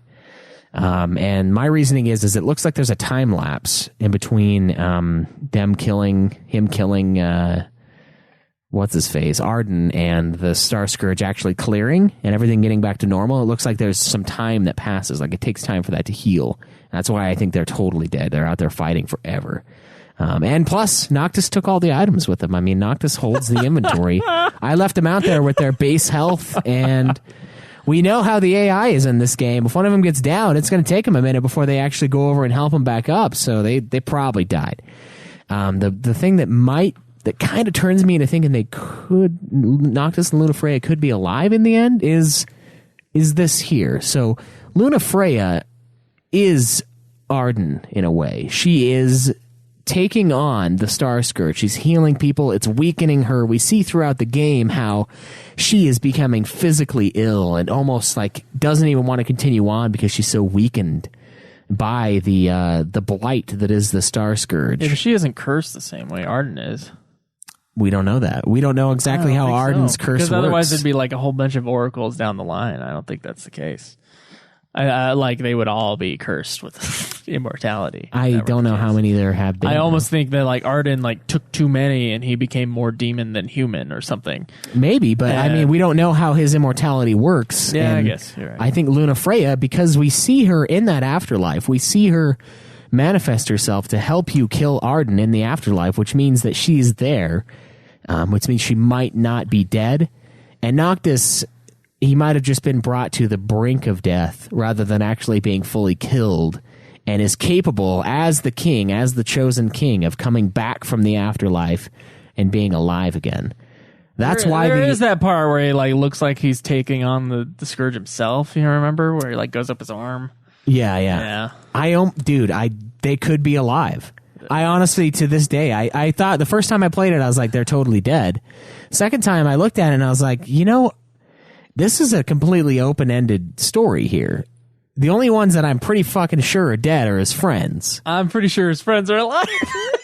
So this is a very different story we're both getting here. All right. But that's the cool ambiguity of it is like, does it really matter in the end? Because I don't think it does. Arden did what he wanted to do. Maybe if Noctis is dead, his whole objective this entire game was to kill Noctis. It was to end the line. Noctis also saved the world by doing the same thing. He did. So Noctis, they both kind of got their objective done. I mean, Arden wanted revenge against the line of Lucius, and he got it, as far as we can tell. The line is ended. It's either, well, if Noctis is actually not dead, then it isn't.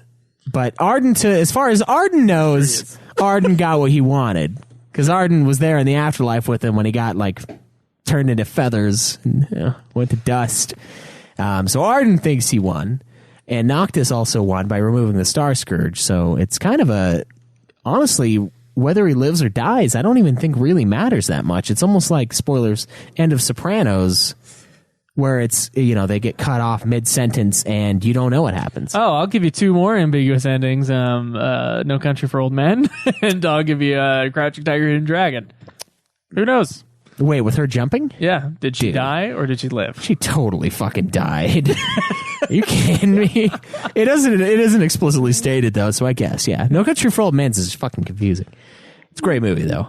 But yeah, I don't even know if it matters if he lived or died. I think it's just over. The story's over. It's ambiguous. Yeah, and I think it's kind of genius because of that. I do think that he is probably dead, and that's all just like post-life, afterlife imagery with him and Lunafreya, just because of how long Lunafreya has been gone. But you're saying it's possibly not. Yeah, it's possible that she's not dead. Okay, all right.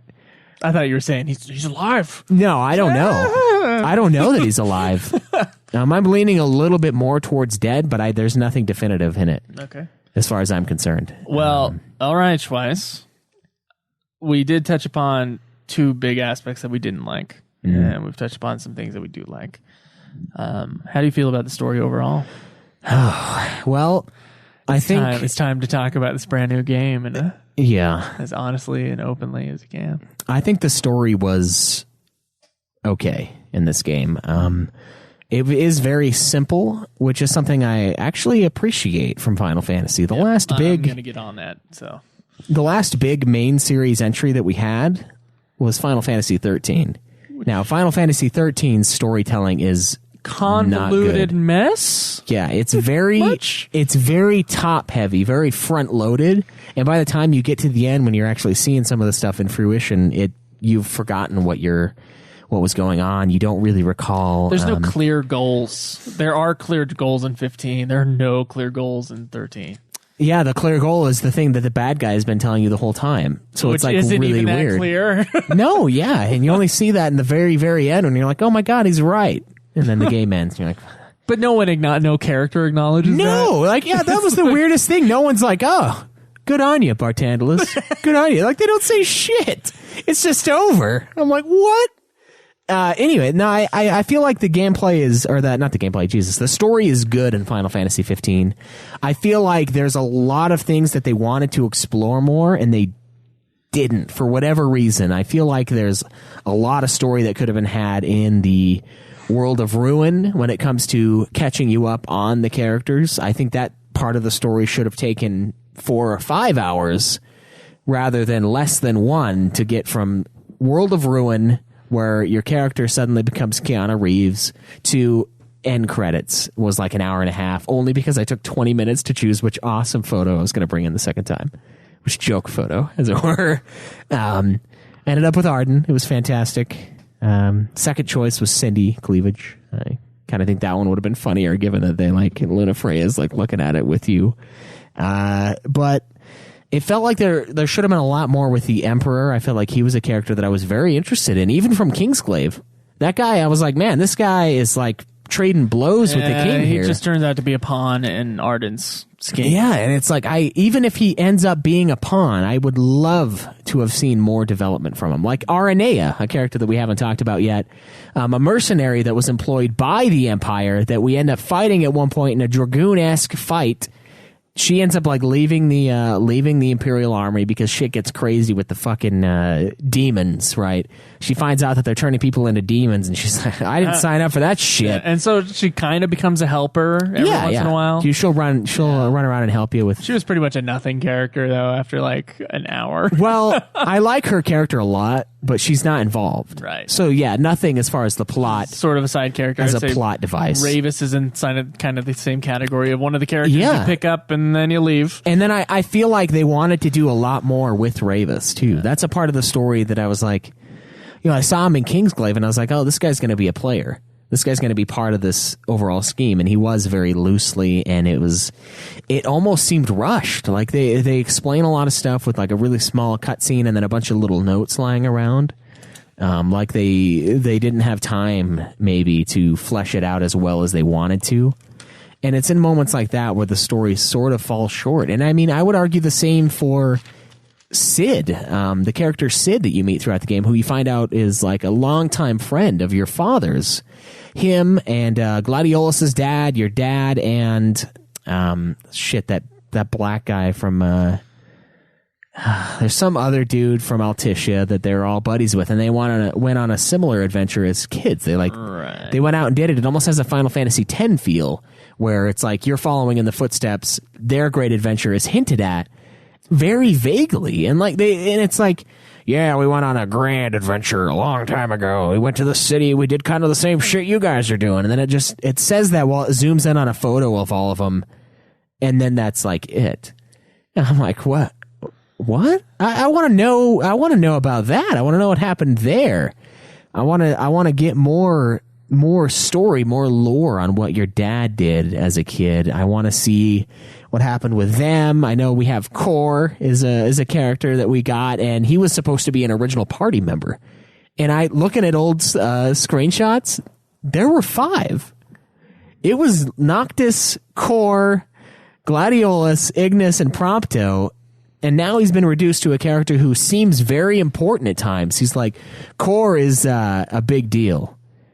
And then he just like falls off. Like it just falls off the face of the earth. And it almost seems like there's a lot of things that they wanted to do with this game and they couldn't. And now I'm coming at this from an angle of, I know there's a lot of articles out there and a lot of things out there saying like rumors of what happened with Final Fantasy 15 and like maybe they should have delayed it for even another year.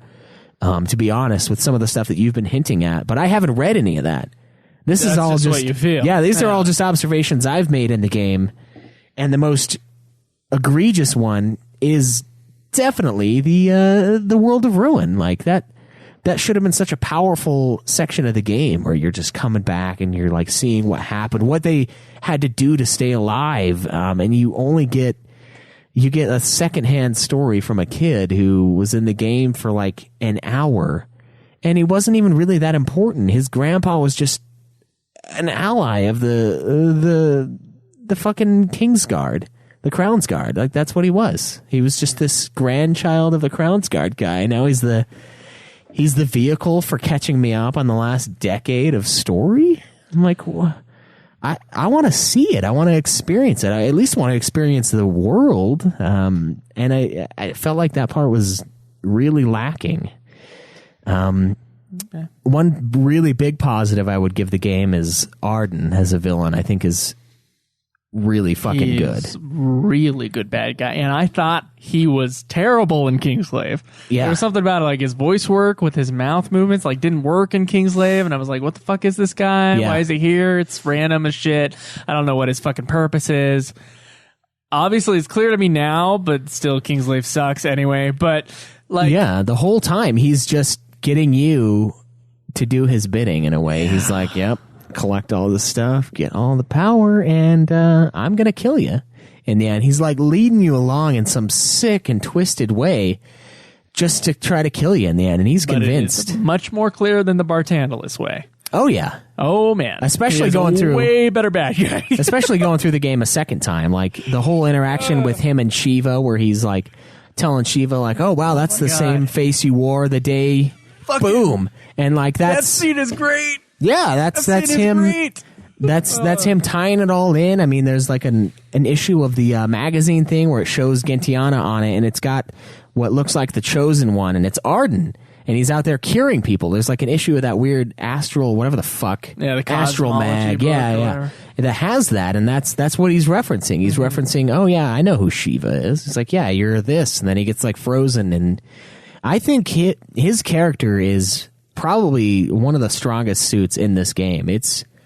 He's great, and like it's so dark and it's so menacing what he's doing the whole time, and he sort of gets I think he's one of the guys who does get what he wants in the end. If Noctis is in fact dead, he kills the line. That's his whole objective, is to kill Noctis's line, and he gets him to do it because he gets him to chase him into the afterlife and finish him off. But Noctis is dead for doing it, and he's finally gotten his revenge. He can finally die. He's no longer immortal, this fucking lich bound to the world character, and I fucking loved him. Yeah. His voice acting is like fucking top notch. His character is interesting. It's foreboding. Everything is great about him. I like the character. I do, even though I know he's a fucking dick in the end.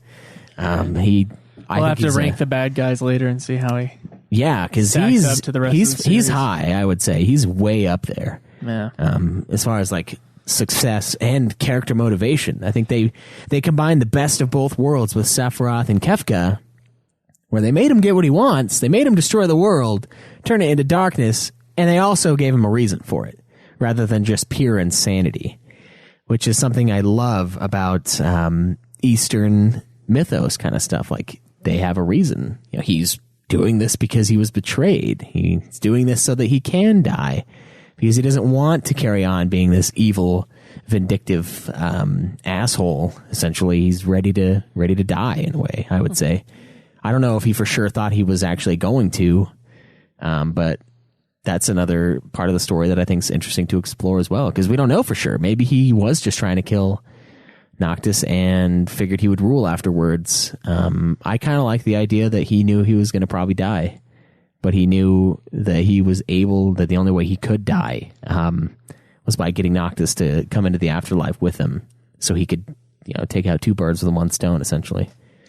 So yeah, I dug the story, actually. There are problems with it, but to me, the positives far outweigh the negatives. I know a lot of people don't agree with me on that, and that's totally fine. Here's what the story is missing. It's missing an expository scene with Luna Freya. It's missing an expository scene to justify the twist with Prompto, which I still think is a throwaway and should have probably been rewritten. And then it's missing a scene that would make us more emotionally satisfied when he comes back into the world of Ruin. And it could have just been one scene. Yeah. And it would have made those sections better. What I will tell you, that it is so much fucking stronger than most of the Final Fantasy games, is in its straightforward, stripped down, perhaps too stripped down with 4 scenes missing, stripped down storytelling. There is a legitimate act structure in this game. It doesn't go off on weird fucking tangents. It's very straightforward. You're going to go get your throne back. As soon as the end of the first act, which is when you find out the king is dead and Cor tells you to go get the swords and everything and go. That is your job. And you have to go do that. And Luna Freya, that's the midpoint. When she fucking dies and all hope seems to be lost and your guides are blind. That's the midpoint of the game. Second half of the second act of the game is the train ride all the way up to when you get Prompto. There's a stupid end of the second act twist. And then you go in, and then the end of the third act is, of course, when you decide, okay, this is your final thing, is you have to go and beat this guy and you will die. Structurally, besides it missing some scenes in the first act, which definitely needed to be there, I think it is stronger than most of the Final Fantasy games. Maybe 6 is probably the stronger one in that aspect, and 7 as well. Yeah, but 7 had a lot of confusing moments too, though. A lot of stuff, but that was mostly translation issues. As far as translation issues, and as far as our interview with Daniel Burke was concerned, that seemed to be the big part of 7 being so difficult as a kid. And with 15, there's a lot of expository stuff missing, or it seemed on the first playthrough to be glanced over. You said that on the second playthrough it was more clear to you. Oh yeah. And so, that may probably be the case, that it might just need a second playthrough, but it's not on the same bullshit, like, what the fuck is going on level as 13, or I would even say 12 is like, what the fuck is going on? 10, I'm still confused about how Sin works, but I still love 10 regardless of that. Yeah. And also, I think it has, I would say the second best ending in the entire series. Really? I think it has the second best finale of any of them, even with its ambiguity. The emotional rise out of that final part where all the shit he's sacrificing, all the things that have come down to, this last scene. Yeah. Yeah. I think that it's an incredible moment. I think the best ending in the series is FF10. But I think this is the second most powerful ending that I have seen in the series. And that ending almost makes up for the expository problems that there are in this game. Yeah. The exposition, by the way, is there. It's just very thin. It is very thin. And then, of course, it's more along the lines of I think the big thing that makes the exposition in this game suffer is the open worldness that you get exposed to in chapter 3 and 4. Yeah, but I tell you what, that's important for character development with the friends. The friends are the most important thing in this game. They're much more important than Luna Freya. Besides, the game made it seem at the beginning, and it should have, because it was a twist, in the middle of the game where she dies. The game made it seem like it was going to be Luna Freya was going to be the thing. And you were like, well, this is kind of a and the bromance plot. was just a side plot, but it's the bromance is the plot, and that's obviously why they chose the fucking song that they chose as the theme song. Yeah, Stand By Me. The absolute most important thing in this game is the friendship between those guys and how it comes to a head at the very end of that game. Yeah, certainly. I think it's wonderful. Honestly, like, And I'm not going to fucking apologize for it. I know there's fucking problems and there's little holes here and there. I think those can be filled in with DLC if they want to. Even if they don't, I still fucking love the story of this game. I fucking love that ending. I thought it was incredible. Well, I mean, the ending is fucking hardcore. I mean, the guy kills himself to go into the afterlife to kill a guy. That's fucking awesome. Regardless of whether or not he could be alive or dead at the end, it's sick. It's fucking insane that he just like, you know what? Fuck it. I'm going to die and I'm going to kill you while I'm fucking dead. And I will say something that's fucking refreshing in this game that I haven't had in for fucking ever is a Final Fantasy that takes itself seriously. Yeah. Almost the whole time. Yeah, Right? until we get the cup noodle quest, and then it becomes... Oh, but that's an extra quest. I'm talking about the main story of the game. Yeah, although... It is brutal, first off, which I've been asking for like an adult-flavored Final Fantasy game. Not like adult sexual, but like made for grown-ups. You know, there's some serious violence going on. The stakes are huge, which is very refreshing. There's no like little like... I say little, but it's usually like 3 hours of the game where you're dealing with the fucking plot having to do with selfie or some shit. Yeah. Like it is straightforward. It is dark. It is brutal. There are still like moments of humor and everything like that. I think it's like the perfect mix. This is the type of Final Fantasy story I've been wanting for a long time. It's just a serious one, you know? Yeah. 13 was serious, but it was also done really poorly. It was like I don't know. It was like a soap opera, and this is not a soap opera. No, this is. I don't know. I would say that I loved it. That's part of where the story suffers as well, though. I mean, you don't get the time with these side characters. We don't really know very much about Ignis, Prompto, and Gladiolus. Their motives. You get time with them in a different way. You get time with them as you play the game along with, and it was enough for me. Really? Yeah. I don't know. I felt like it kind of fell short in that category, and I didn't feel quite as strongly towards them. I felt a great connection with Noctis. I think Noctis is a pretty good main character. But the side guys, I don't know. They're just there, and I still liked them, and I ended up like choosing favorites and ones that I didn't like as much. But they're mostly just a utility. For me, I don't know. I felt the nostalgia at the end for the boys. I honestly did. I mostly felt Noctis's plight. I'm pretty sure they're fucking dead. So, but I did feel disappointed that they didn't like make more of an issue with the 10-year gap thing. So maybe I did feel they were fleshed out enough to where I felt that needed to be included. But I don't know. I think the story works though. I do like what you said about it's a very straightforward story. There's not a whole lot of speculation, except for like Arden. There's a lot of weird stuff around Arden, but that's kind of how it should be. He's the bad guy. A lot of the Final Fantasy games are like, everything that you're leading up to is steeped in lore. Have fun. Yeah, and this one is, there's some heavy lore. Yeah. And it's stuff little things that you don't notice. And that you do notice the second time through, or if you were to play it quicker than we did, probably, you'd notice it a little better, but... I think the story works. I don't necessarily think it's one of the stronger ones in the series. I like the execution of it, though, and I do like that they brought us a more mature Final Fantasy game. I'm surprised to hear you say that you liked the ending more than the ending of Dirge of Cerberus, though. To be completely honest, I figured the Dirge being over would be your high point throughout this entire Final Fantasy playthrough. Like, what the fuck are you talking about? You're like, I don't even remember what fucking happened at the end. I just remember, like, finally coming back into consciousness after the blind rage that was that playthrough.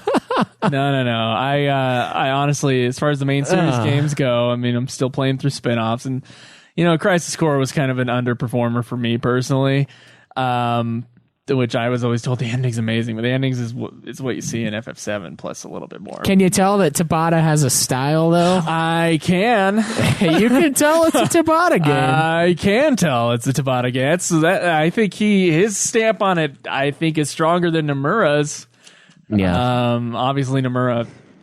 Yeah. Really quick, emotional story with 7 million hours of filler side quests. Okay, all right. Hajime Tabata. You say this is a short story, but you played through, you were able to actually finish your second playthrough. Yeah. And it only took you 10 hours. I say only took you 10 hours? Are you fucking kidding? In other Final Fantasy games, that would be normal up till game number 9.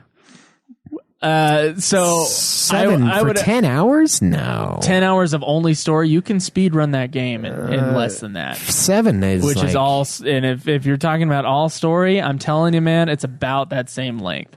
The thing is that much like FF13, like everything's kind of heavy in one area, and so it feels like it's much shorter than it is, which I would actually say is probably a positive for this one.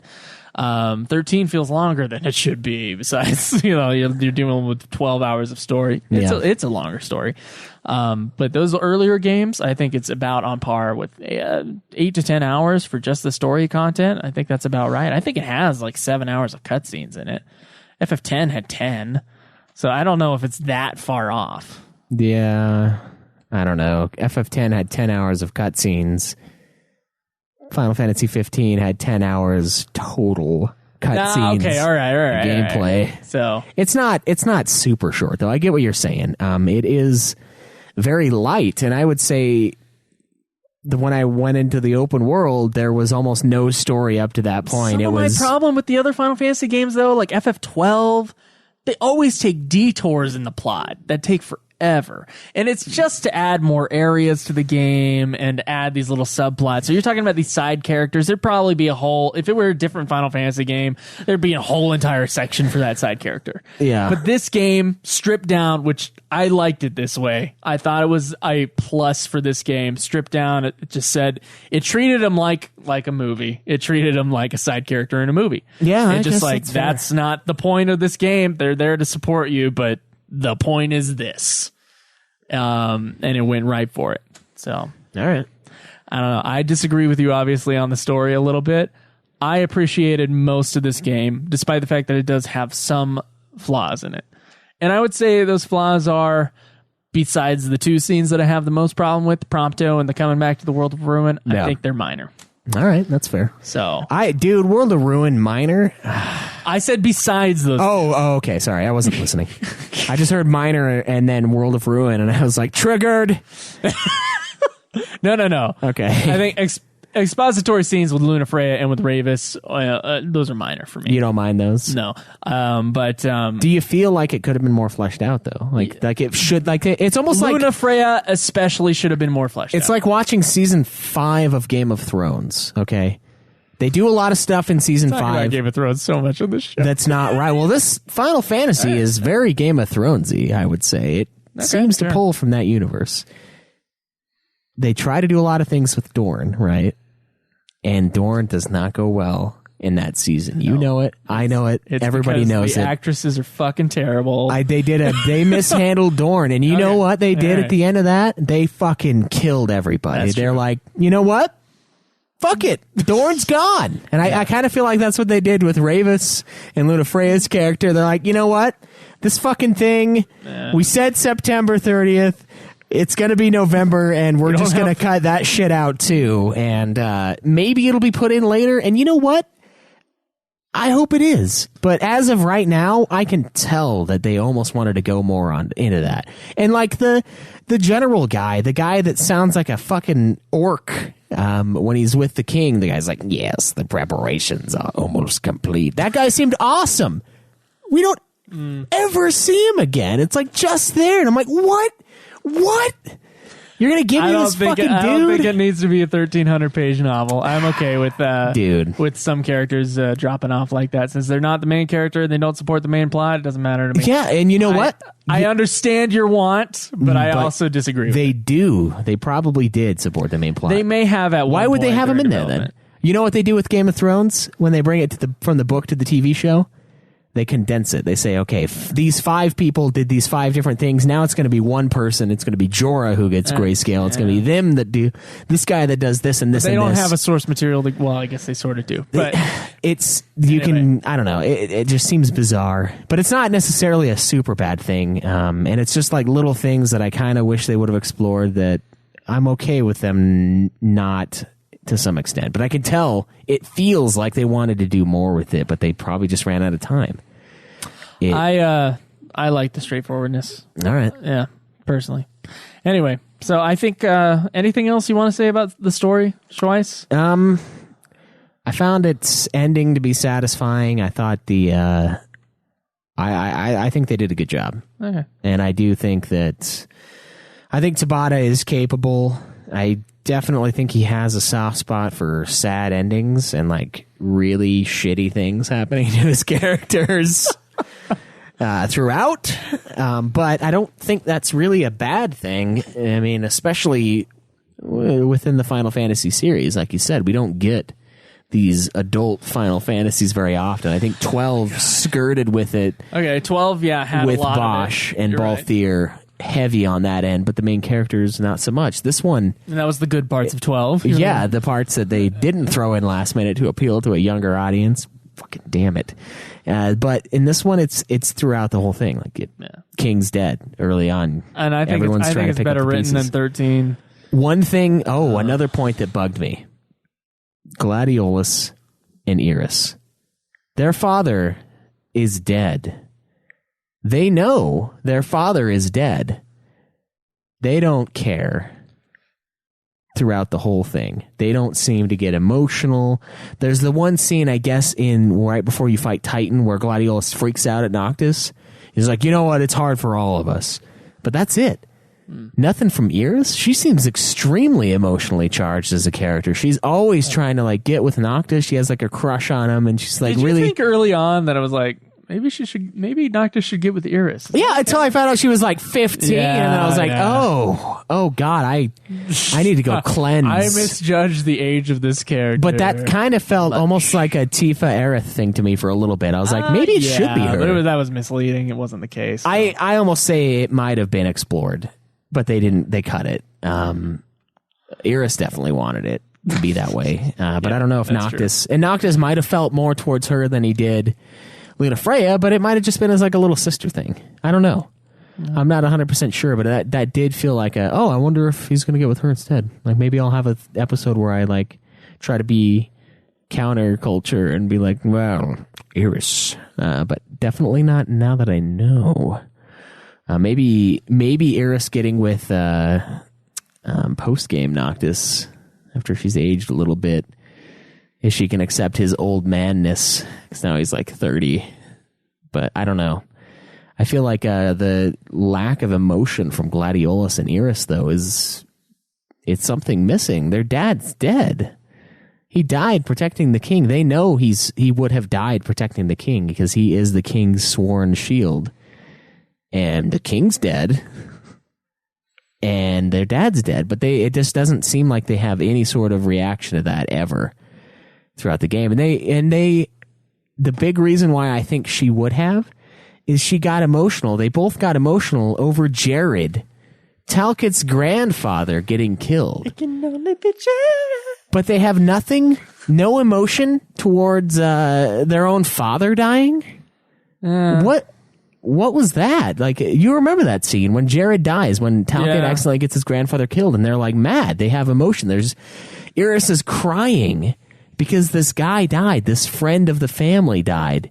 Her dad died. Like, for God's sake, I don't know. Yeah, you're right. There should have been something there. I don't know what. I don't think what I happened. thought about that scene in a long time, but there probably should have been something there. Like, what? Did they not think that they were going to kill him in Kingsglaive when they wrote the first chunk of the game, or what? Did they think like? I can understand Gladiolus stealing himself and him being similar to me, where the only emotion I share is anger.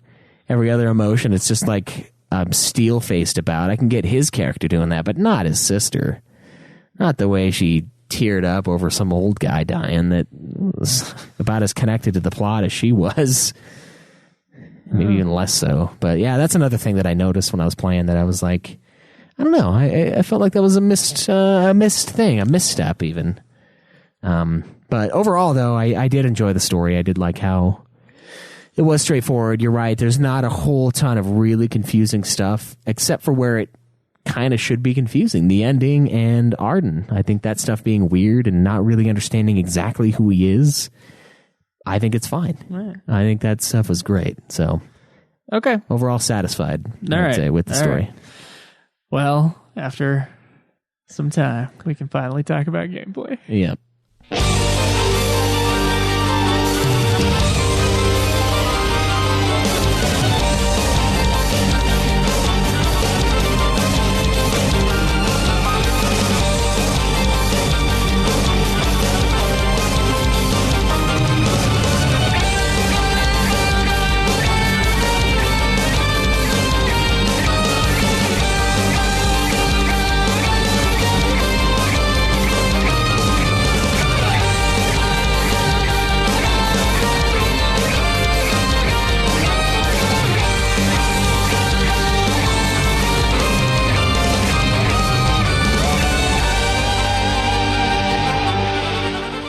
gameplay.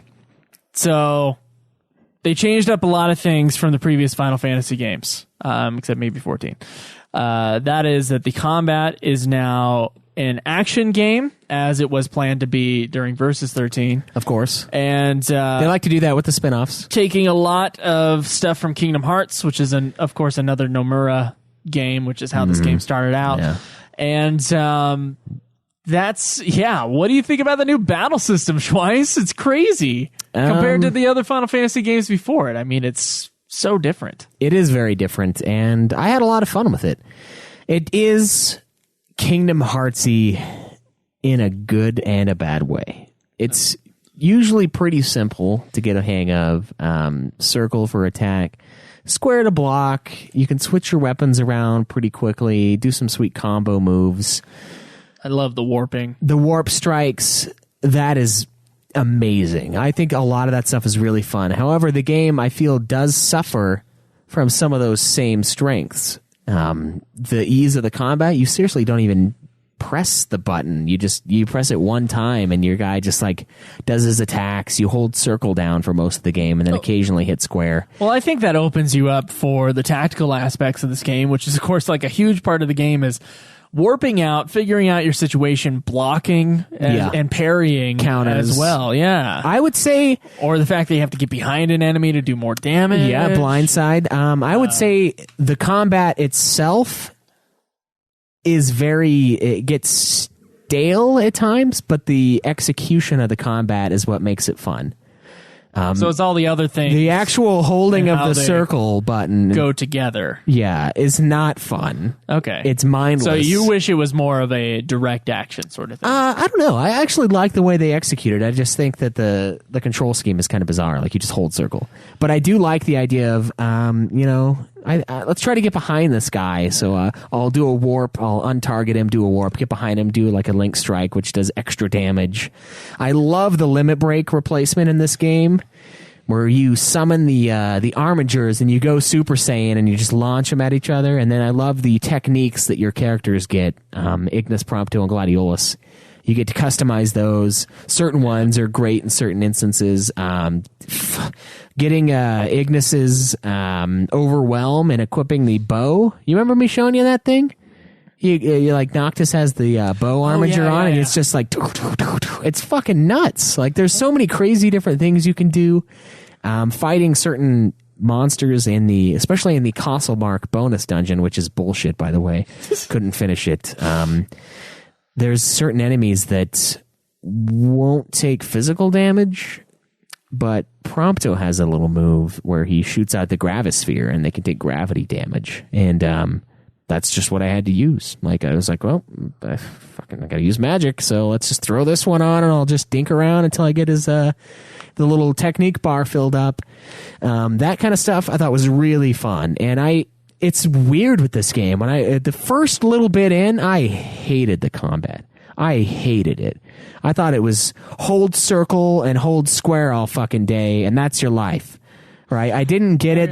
There's almost too much going on in the beginning. I'd say it's almost overwhelming because you have so many things happening. You've got 4 or 5 enemies moving around. You've got your characters moving around. You're keeping an eye on like what the game is telling you, like, oh, press square to block, and you're also trying to watch the enemies. There's just too much happening. But then, I don't know, like 15 hours in or so, when I'm doing side quests, it just clicks, and you're like, fuck, I'm great at this game now. As long as you buy the weapons, please God, buy weapons when you get into new zones or you're fucked. I ended up really enjoying it by the end.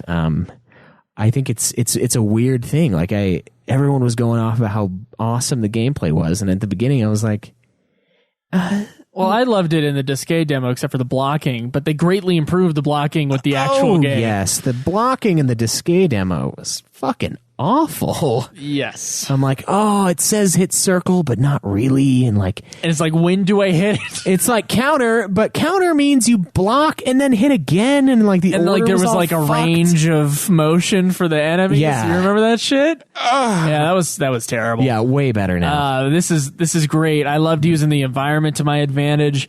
I kind of dug the challenge of sometimes you would have like hordes of enemies you had to deal with, and you had to like know which ones to pick off first. first. Yeah. Strategically. I thought that the use of items in this game was nice. I like that the game paused for a second and let you do your thing, because otherwise it would freaking take forever. It'd be awful. Even though the animation for it was annoying as fuck. It was, but you know what? You can turn that shit off. Yeah, you told me that, and I was like, fuck, that probably would have saved me 50 minutes of gameplay. You know when I was told about that? What my game clock was? 80 hours. 80 fucking hours of me watching Prompto put that little feather above his body and use the Phoenix down, and I'm just like, oh, use it, you fuck! What are you waiting for? Why do I have to watch you fucking use this item? But you don't even have to. You could fucking turn it off in the menu.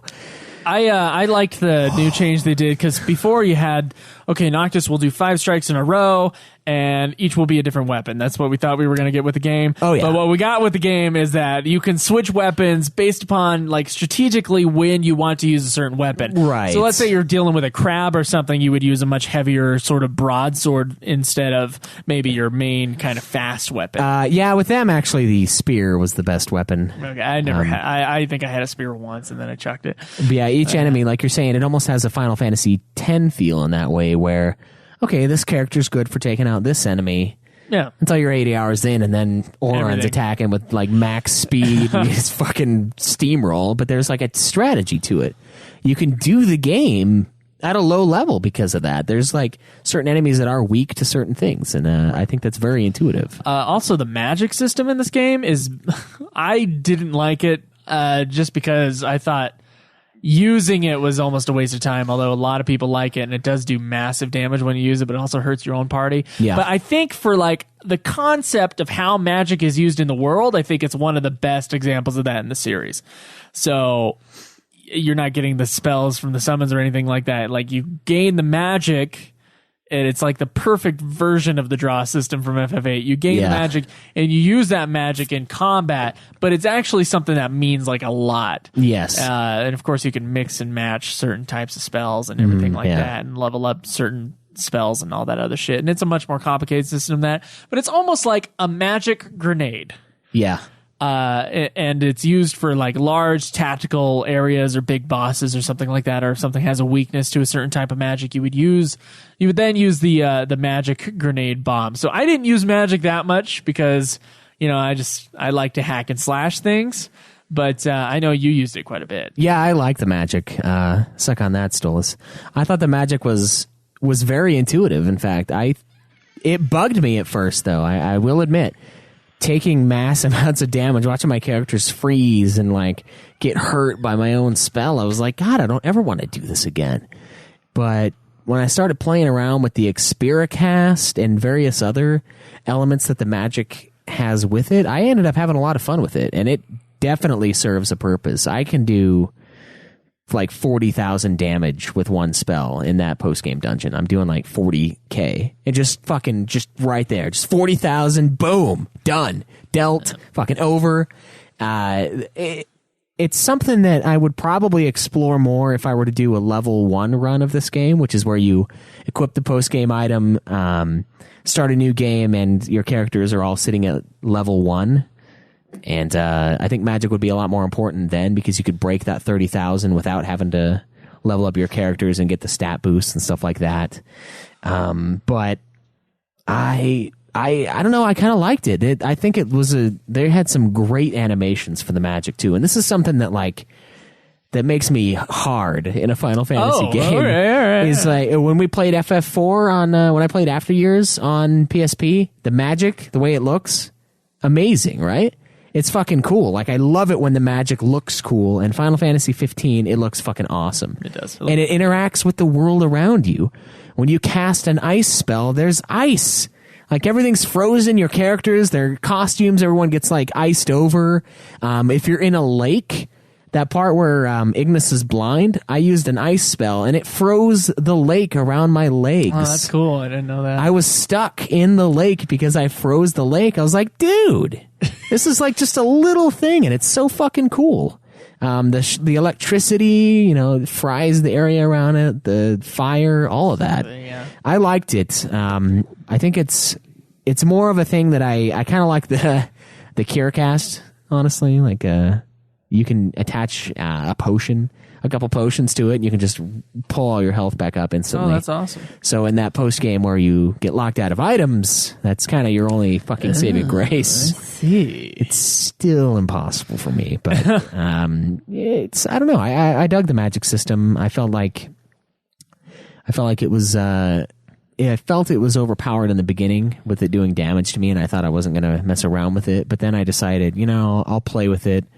I'll see what items I can use to craft stuff. And the Xperia cast ended up giving me a lot of XP, which is good because I can level up quicker in the game. I think I agree with you with the combat systems. Only I liked it from the beginning. I played a lot of Kingdom Hearts, and Kingdom Hearts, the controls were a little different, and you would mash X, like you would press X over and over again to get the hits. But you would also have moments where you were able to parry or something with the triangle button. I believe in Kingdom Hearts 2 you used it a lot, and it made the game like super easy. Yeah. But FF15, it's not. It keeps the difficulty up somehow.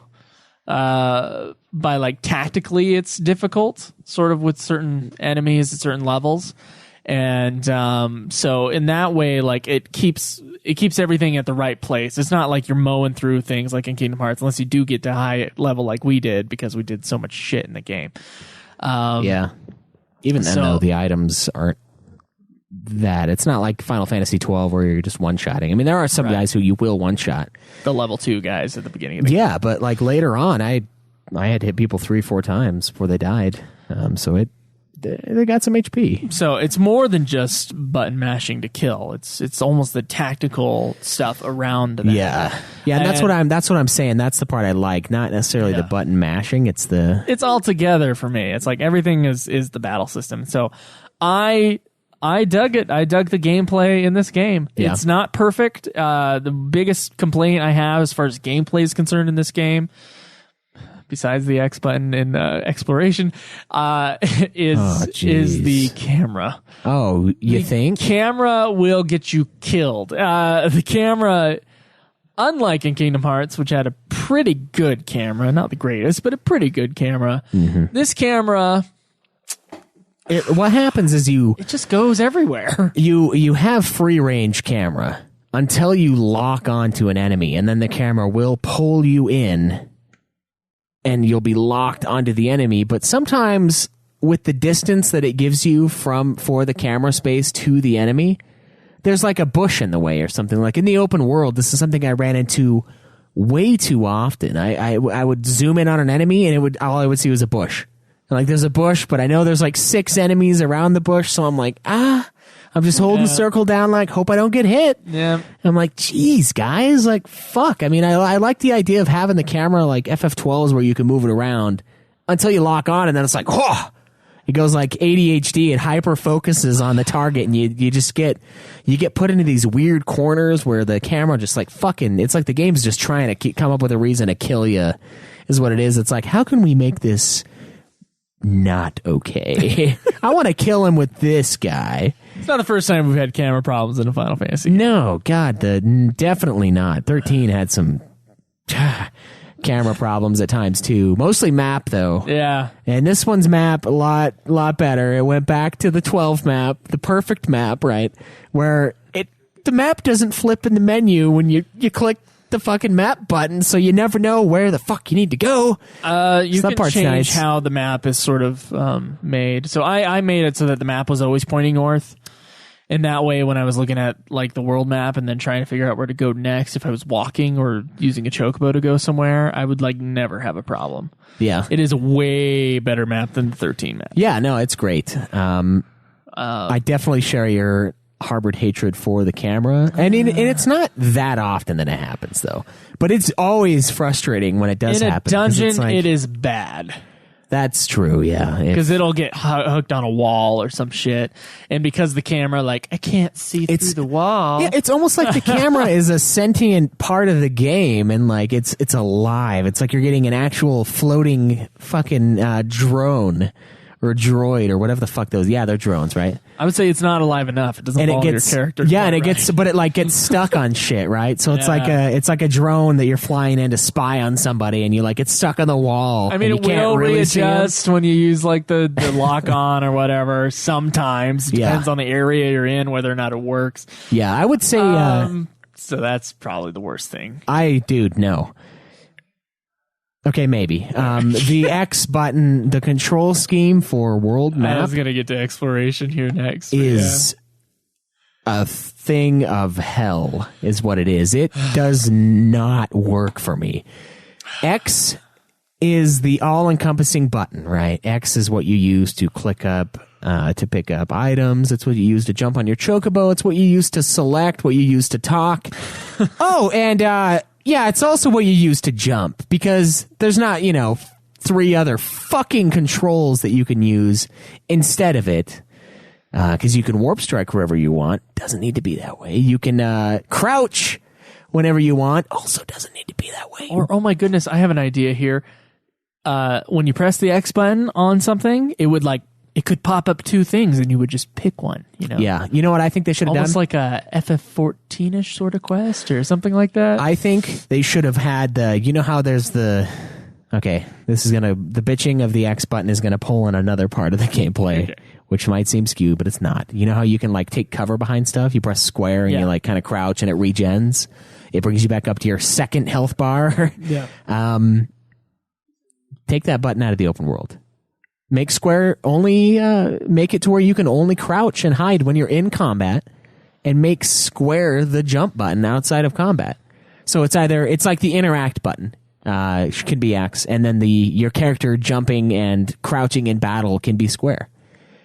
You don't need to jump in battle, so I don't know what the fuck they were thinking. In what world is this okay? I mean, I'm trying to jump on my chocobo, and Noctis is just he's just jumping in place. And I'm like, what the fuck? What is that? What are you doing? What in God's fucking name is anyone else around you thinking when he's you're like, oh, go check the menu. What's for dinner tonight? And Noctis is just jumping.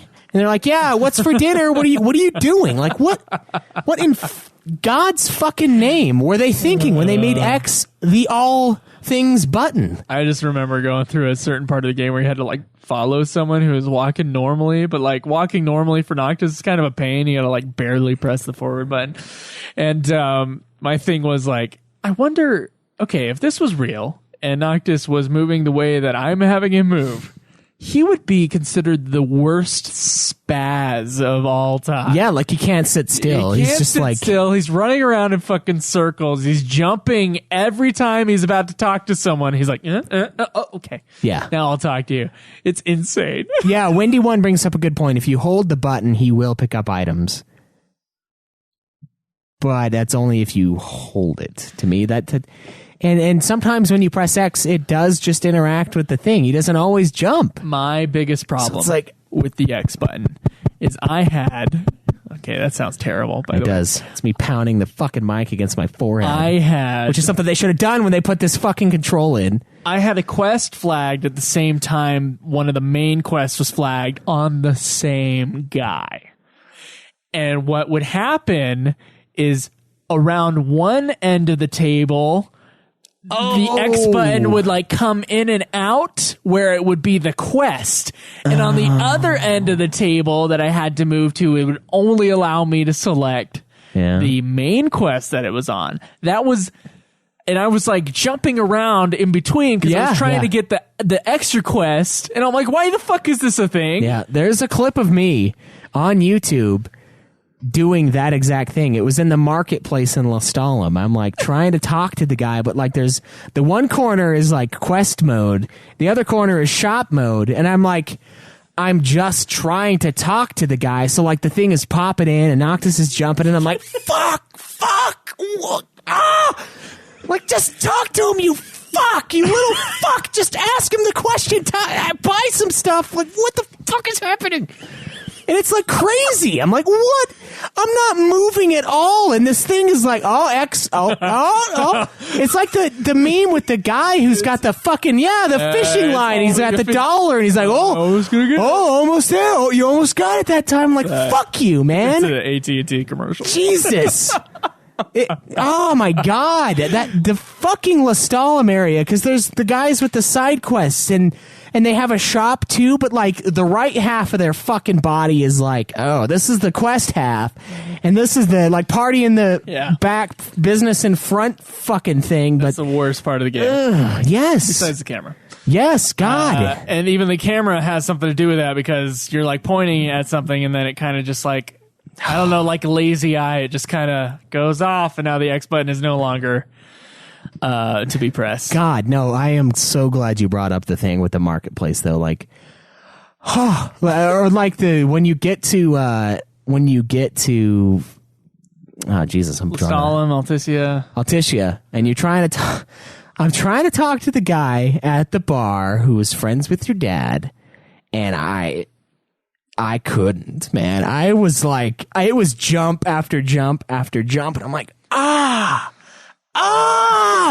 like, how close to this bar do I have to get? I have to be like touching the guy's face, like, yes, speak to me, sell me your lasagna, sir. I'm like, God, I can't. Oh, and then I have to deal with Hillary Clinton right after that. It's just awful. The X thing, like, man. It seems like a problem that could be solved so easily too. I know, yeah. It'd be great as if they fixed it and like down the road someone listens to this and is like, what the fuck are they talking? Yeah. Oh, dude, just please, God, squared. Make the select button. Make square jump, man. Don't do this to me anymore. I'd say triangle's a better jump button. Anything is a better jump button than X. Like, God. And you can, if you walk over like a patch of stuff, you can hold X and he'll start to pick it up. But sometimes he jumps before that anyway. And it's like, and then he lands and then he starts picking it up. And I'm like, no, you knew what I wanted you to fucking do. You knew I wanted you to pick up that fucking pepper, but you jumped instead. You fucking knew. And it actively defies you. Oh, God. That is seriously the most negative thing I have about this game, though. All right. Is the jump button. Like, it's just like selecting anything is. It's like they're fucking sticking, wood splints under my fingernails, and I completely agree. Exploration, the car, is kind of the main aspect of this game. Exploration. You can also rent chocobos if you do a certain quest, yes. Which is really good for distances that the car can't quite get to, but also is a little too long and boring to walk. Right. Yeah. I liked the exploration in this game. I thought the flying car after you beat the game was a really cool aspect of the thing. Of course, there wasn't going to be an airship in the game, and fan outrage made them put in the flying car, and they actually brought in a separate company to come in and tell them how to make the car to fly. Was it fan outrage, or was it Ultima Final Fantasy influence with the flying car? I don't know. But I think it worked just You guys fine. know the truth. I like that a lot. Yeah. This game is, of course, huge, and there's a lot to explore as far as the world is concerned. You don't explore the whole world like an old school Final Fantasy. It is just this, this chunk of the world. But I think it's a lot of fun to explore. The best way to explore them, I think, is probably the extra quests and perhaps some of the hunts. Although I'm not a huge fan of the hunts in this game. Schweiss, I know you walked around a lot and it got your survival skill up. Did you use the car? I mean, I used the car mostly as a fast travel means. I mean, when I first got the car, I was like, oh, cool, I got a way to get around quick. And then suddenly it was like a gateway vehicle almost in a way. And I'm like, okay, the car's not enough anymore. 1 minute to destination. Fast travel. And then it became, okay, I'll fast travel to this spot on the map, and then I'll jump on my chocobo and then ride the chocobo the rest of the way. So it was like, I know there's a lot of people who enjoy the scenic route and like really love looking at this world. And it's a great looking world. It's beautiful, yeah. But by the end, when I say end, I mean 20 hours in, I was like, done with the car. I was disillusioned, disenchanted. It was fast travel time. Right. And when it wasn't fast travel time, it was, okay, let him do the car thing and then walk off and grab some water or something like that while the car ride's going on. And it was useful, and I liked the car mechanic, but I think I do like the chocobos more in this game. I feel like it gives you a higher level of control. You're not held to the road. I thought the best thing about the cars in the new area was that there was a lot of character development that would happen within the car. Right? Yeah. And there's a lot of plot stuff, a lot of character, like you said, development with these guys in the car. Their conversations. There's like a lot of conversation around Ignis's eyesight, and like, hey, like, well, how come you always wear glasses if your vision's not really that bad? And he's like, well, it's just important that everything be crystal clear to me. And then you find out later he goes blind, and it's like this. There's a lot of building that happens with the car stuff, and with mostly you getting used to the friendships and everything that makes the ending more spectacular. Yeah, there's a lot of that going on with the car, so I think it serves as a plot device more than a meaningful transportation. I mean, especially with me fast traveling like as much as I could within the gameplay. Side quests, I gotta say, uninspired easily. They were inspired by something. Yeah. That's what I was told. I was told they were inspired by Witcher 3. You don't want to bring up Witcher 3. Okay. It's a tough spot. All right. I don't think they were super awesome. I think they did serve a purpose of showing you kind of where you need to go. And so I like the exploration of the world, or that you had to go do something for someone. Yeah. The quests that were uninspiring to me, I guess, were probably the ones where it was just go out and grab a thing, and then you would fight a monster. And that was like half of them, admittedly. Yeah, but I think there were lots of quests that added to the world around you. And I've heard a lot of backlash from these quests, and I got to say, I liked the quests enough that I did all but one of the question marks on the map.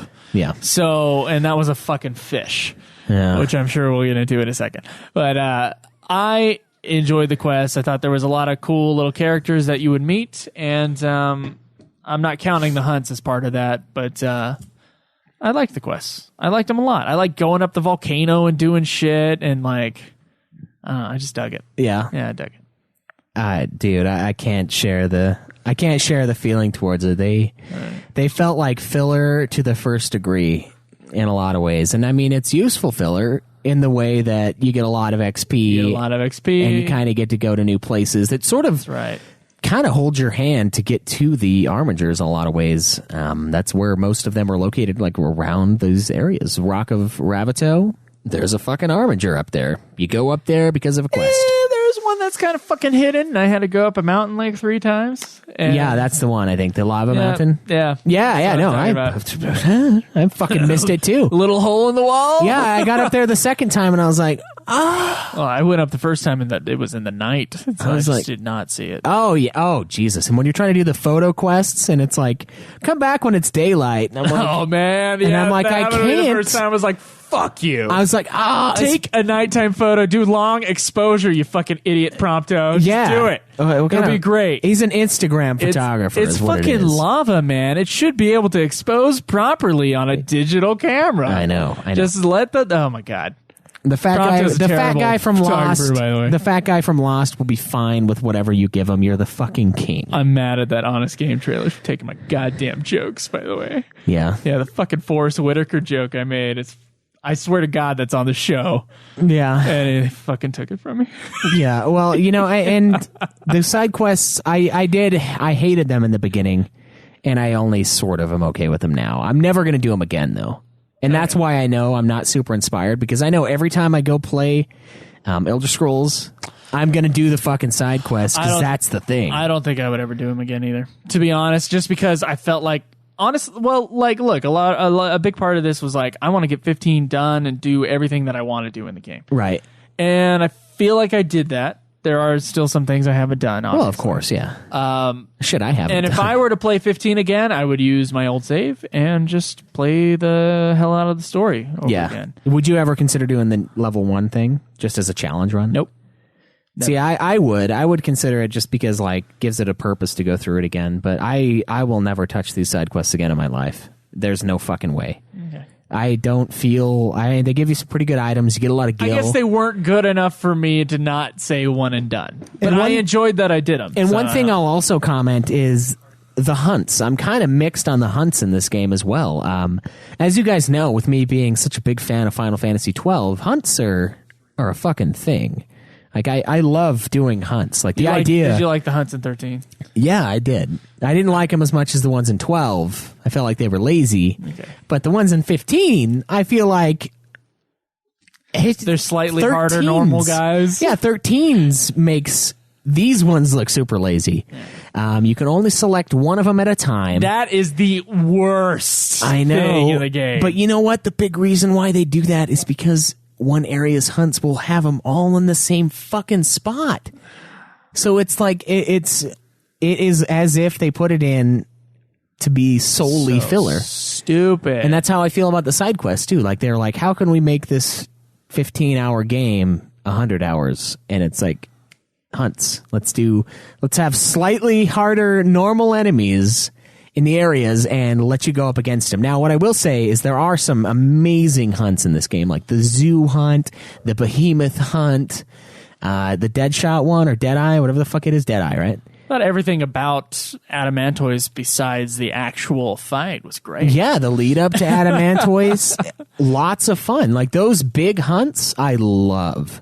I think they are on par with Final Fantasy 12's, which had plenty of backstory and a purpose behind them. A lot of the other ones, though, it's like someone called in a slightly more ferocious version of the like wolf thing in the beginning, and I'm like, what? You can handle this? Like, you're a fucking hunter. I'm a prince that's been inside up until this day, and you're telling me that some lifelong hunter lost his fucking life fighting this thing that I killed in 2 shots? I don't think so. Well, he doesn't have the sword out of the middle of the air. Yeah, you know what? That is very superpower. true. He doesn't have that. That's maybe that's maybe he just had a good old gun. Yeah, a good old fashioned sniper rifle. So the hunts even felt kind of dirty. I did every single one of them though, and the big reason I did that is because I wanted to see hog status, yes, and I wanted to see what the last few hunts looked like, and they were pretty tough. Like, I fought some level 120 creatures, and they were fucking wrecking me. Thankfully, the items in this game are exceptionally broken, and you get 2. It's sort of like a double health bar thing, where when you reach critical status, your overall HP starts to drop, and if you use an item, a healing item, like even a potion, like 10 gil potion or whatever.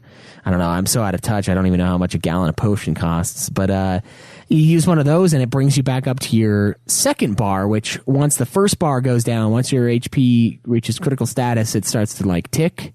And you can go instantly back up to the second bar with the items. And I think the items almost made the game a joke, I would say. And before I started doing Casa Mark, I died 1 time in this game. I died less in this game than I did in Final Fantasy 12. Even with dying, like, but it's not like you mowed through every bad guy. Deep down. It was like, it took time. It wasn't like a easy, cheesy thing. I think I died twice. That fucking, oh my god, that area. There's a dungeon to get one of the swords that's optional. And you got to do the stupid, it's almost like a puzzle thing. Oh, Castle Mark? Yeah. Is that Castle Mark? Oh, yeah. I couldn't remember the name of that thing. Yeah, fuck that place. Yeah. Yeah, that place. I fucking hate it. That place has probably caused me to lose more hair than any pair of scissors could ever fucking trim off. All the Iron Giants they have to go fight with the Naga down there is just terrible. Fucking Naga. It's terrible. These goddamn Nagas are ruining this fucking neighborhood is what they're doing. Oh my god. In the game. So bad. I'm serious though. Like, I avoided that fight the first time going in that dungeon. And the second time I did not. And I was like level 78 and it was tough. I couldn't kill her. Like, she cured herself before I could kill her. And that place is bad, and it's almost bad for the same reasons why I think the side quests and the hunts are kind of bad in the game. Is it's sort of puzzly, but not really. There's only one path you can really take, as far as I can tell, and You just press X on the little platform. You get into a battle where the camera's always trying to fuck you in the game, right? We know that. Right. And there's bombs, and sometimes those bombs split off, and if you're not targeting the right one, they just keep splitting, and that is the worst. There's like 20 bombs in one room. Oh, it's my like God. It's like a 10 by 10 room, and I'm like, oh, and they're all blowing up, Dude, and everyone's just fucking melting. That's one of the times I got a game over. Speaking Yeah? of that shit, yeah. Dude, that was sick. And I went ahead and turned that dungeon on easy. Yeah. Yeah, that's the only time I changed my fucking difficulty mode. I was just like, I can't handle this. What shit. did you name your person, or did you keep him the same? I just kept the Carbuncle. Oh, Yeah, sorry. damn it! What'd you name your Chocobo? Did you name him? No, I didn't. God damn it, dude! I named mine after Caleb Craig. I named him Craigers. Oh wow. And I think Cameron asked me why, and I said it's because he's a loyal beast. So it was pretty good. I did grind him up to level 10, though. He is the ultimate Chocobo. So that was fun. Okay, so what did you think of? I'm trying not to forget things about the gameplay. What did you think of the summons in the game? Summons were great. I think they're pretty powerful, but at the same time, when you use them, I feel like you got less experience when you ended up clearing everything. So it sort of has a balance to it. And it's like, I don't know, sometimes I could see myself not using the summons. Like I didn't sometimes, because I'm like, well, if I kill him with the summon, it's going to take me another 30 seconds. But if I just lay into him, I'm going to kill him in like 5. But post-game, every time I got the summon, I would summon. Because I love the animation. Can we say to those who haven't played this and went through the whole fucking story section, like, they didn't care? Like, the summons are different in this game. So you do get the help of the astrals in the story, right, as you go along. Yeah. And they can help you in battle, but they only come during certain circumstances, usually when like all hope is almost lost. So there's got to be certain things have to happen in battle a certain number of times, or it'll like the chance will go up. Right. With Ramu, it's normally just like, or Shiva. The longer you're in a fight, it's like, okay, Ramu's like, let's end this. If like the rest of your party gets cleared out a couple times during one battle, Shiva will come out, or Titan will come out for certain things. I can't remember. Yeah. But anyway, you don't necessarily choose when the summons come out, but you can choose whether or not you want to use it when they do. Yeah. Like when the option comes up and the music will start to like change and it'll get all like, I don't know, like kind of freaky for a moment, and you can decide whether or not you want to summon. And then the summons are just, of course, amazing and gigantic, as we talked about. Yeah, absolutely incredible. Even Ramu, the first one of the first summons. Well, okay, not the first summon you get, but the first one you'll see is exceptional in like every way. And they have different ones for when you're indoors. Ramu like looks around and he like kind of spots you, and then chucks his little fucking dealio into the dungeon, and it attacks, and it's extremely satisfying to use the summons in this game. And Leviathan, as a bunch of people have said, finally got some real representation in this shit. Leviathan's legit. Yeah. It's crazy. I just wish I could summon Ifrit and Bahamut. I don't think Ifrit will ever allow you to summon. Probably not.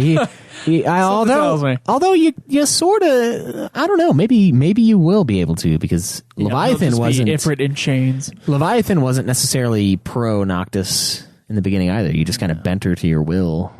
And same thing with Titan. You broke his fucking arm off. Like, he hates you, but he's like, all right. So we didn't talk about Leviathan's voice.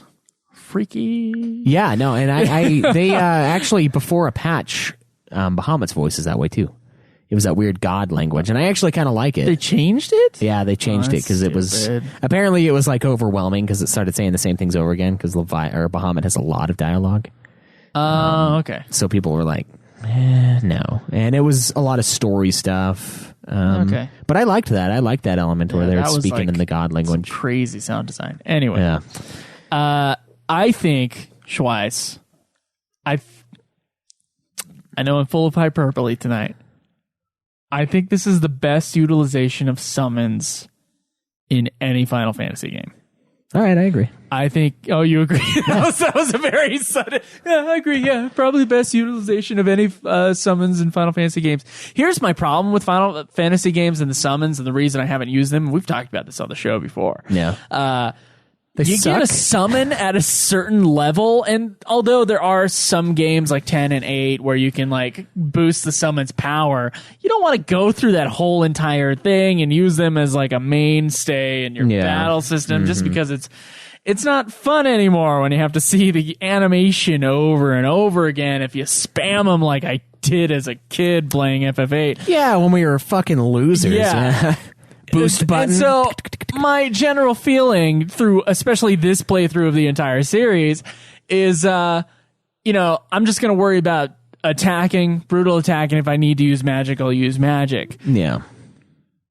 The summons mean something in this game. Oh yeah. They do so much damage, and it's kind of a really rare circumstance to get them out that it actually like makes it's effective in both the actual gameplay and the storytelling aspect of the game. Yeah, and the logistics of it. I mean, the summons are always these godlike creatures. Yeah, and it's like, well, why is he a god? I do more damage than this summon in Final Fantasy VI. I'm not gonna...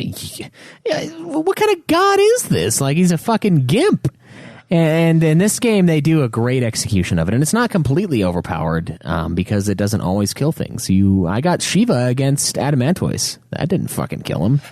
I loved it. I loved the way they used the summons in this game. Yeah, I agree. I thought FF12 might have had kind of a good idea, but then again, they were still fucking gimps. Yeah. FF10 utilized them in the story, but then at a certain point, your characters would be more powerful than these gods that she summons to help defeat sins. It didn't really make sense in terms of the story. And then, of course, you would eventually get sick and tired of their animation, so you'd stop. This, I don't think I will ever get sick of the Ramuh summon. No, and it's rare enough and epic enough that is just, it's incredible. And you know what? That's why I decided that I'm not going to skip them anymore. Even if I'm almost done with the fight, I'm like, dude... It's too cool to just skip. Like, it never gets old. Nope. And it's because it's rare and because it means something. It's the last time, like you said, in 10, it meant something for a little while. And I used them to get past certain Seymour fights. And you need them in certain parts, yeah. Yeah, and like in 8, when Ifrit's like, you have Shiva? You know, like that, she does a ton of damage to him, but that's it. After that, Ifrit's good for like 10 minutes, and then Ifrit sucks, and then it's like, okay, I can only use it if I get all the boost up, and maybe then it'll be worth it, and then it's not. It's the execution of the summons in 15 is absolutely amazing, and it is a joy, and it's long overdue, man. To have the gods actually be gods and tear the fuck out of things. 15 does that. It's great. 10 out of 10. Absolutely great. And you know what? They got rid of the Foul C and replaced them with the summons during development. Good move. Great move. Fucking great move. I heard someone complain about it, and I think that guy is a fucking idiot. Honestly, like, it's great. It's great. So that was one of the Nomura into Tabata moves, was that. Yeah.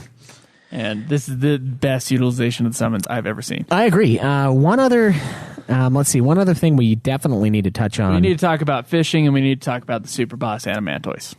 Well, before that, I think... Okay. You got one more? There's a couple things. Talking about the food. The food in Final Fantasy 15... And camping. You're right. is very useful. You get stat boosts. You can get ones that increase your attack by a pretty fair amount and your HP by a ton. A lot of them, they like the lasagna stuff near endgame. You get double XP. There's some great utilizations, and it's like, this game is crazy. There's so many different ways to customize your characters. You've got your outfits, which have different status boosts. You've got your weapons that have status boosts. You have food that you can use to boost your overall stuff. You have the fucking Ascension board that you use to unlock nodes, very similar to the Final Fantasy X system, I would say. Maybe a little closer to the utility section of 12s as far as what's actually on there. And it's like there's like a million ways to make your guys better. And I know Caleb Craig bitches about that, but I actually kind of like it. And the only reason why I didn't use the food as much is because I was so obsessed with getting to level 99. I would always stockpile like an ass load of XP and just go turn it in at the times 2 golden key area. Yep, exactly. And my God, The more plush the place that your guys are going to stay at, you'll get an XP boost for. Yeah, so go to Grand America. If you go camping, like, you don't get any XP boost. You just get the XP that you earned. But, like, if you go into a trailer, then you get 1.2 or whatever. And then if you go to a motel, it's 1.5. You go to a nice hotel, it's 2 times. And then if you go to a really nice hotel, it's 3 times. Yeah. I thought that was kind of a fun way of spending XP. And I thought I was going to hate that aspect of the game, playing the demo and then knowing how things were supposed to work with the camping. You had to go camping to get your XP. Yeah, which you do. I honestly, like, it was well utilized within the games. I didn't really use the boosting stuff until I had a fight Adamantoise, which is of course the super boss in this game. Yeah. And I ate the meal that gives you, like, the damage based upon the levels that you're missing between you and him, and that helped a lot for the first half of the battle that actually lasted in. So, like, knowing that you can do all that shit, and there's a lot of ways to make the game. Let's say you're doing a low level fight, you got to go get that level different sort of challenge or whatever. I assume that's the meal that you would eat the most often. The level 1 thing. The difference in levels between you and the guy that you're fighting, you stuff would do like damage that based on that.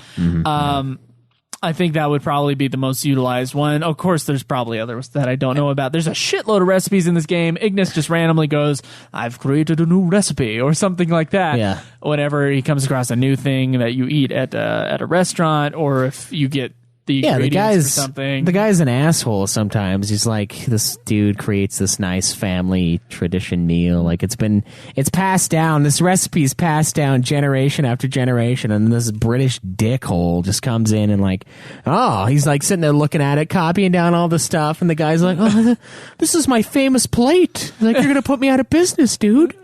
I'm just using it for camping. But you know what? They can't do shit because you're the king. They can't do shit about it. They just fucking take it. These poor bastards. That's a shark. I liked that aspect of the game. I thought I was going to hate it, and I liked it. Yeah.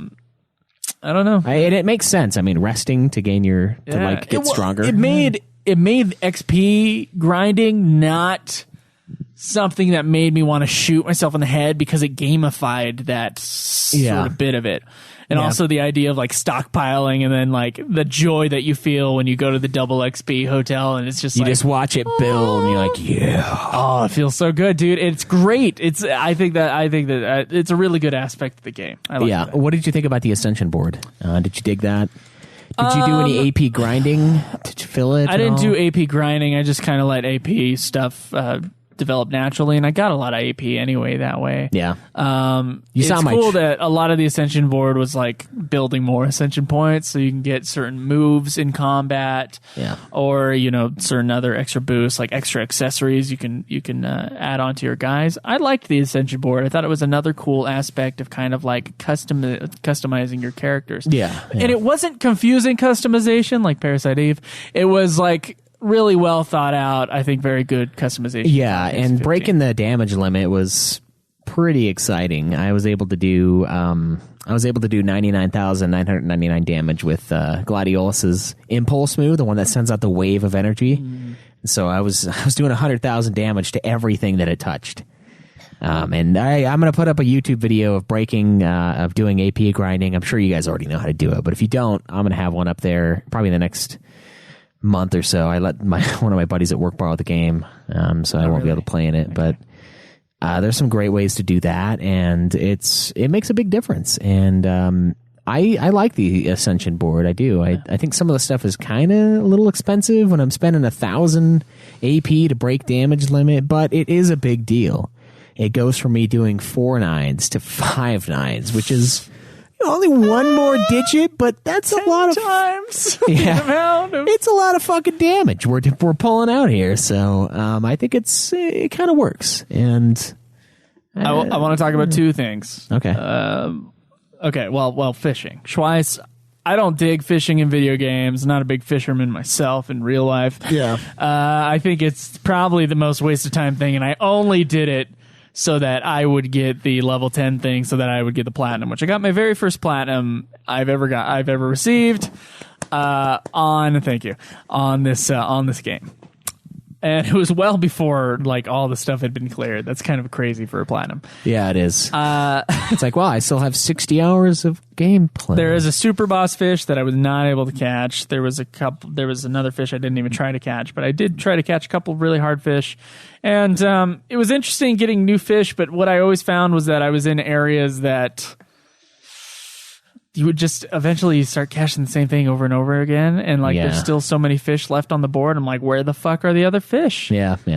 You gotta explore and find new fishing zones. Certain types of certain types of bait and stuff like that. Yeah. The way the fishing works is that you reel in, and then the fish will tug side to side, and you're supposed to follow him. You're supposed to you're supposed to keep slack on the line and stuff like that, or else your line will break. I don't know. Talk about backseat fishing. They keep saying the fucking same lines over and over. Dude, talk about backseat fishing. Oh my god, the line's okay. There was a time where they said the line's gonna snap. They had the same interaction 3 times in a row. Noctis would say something.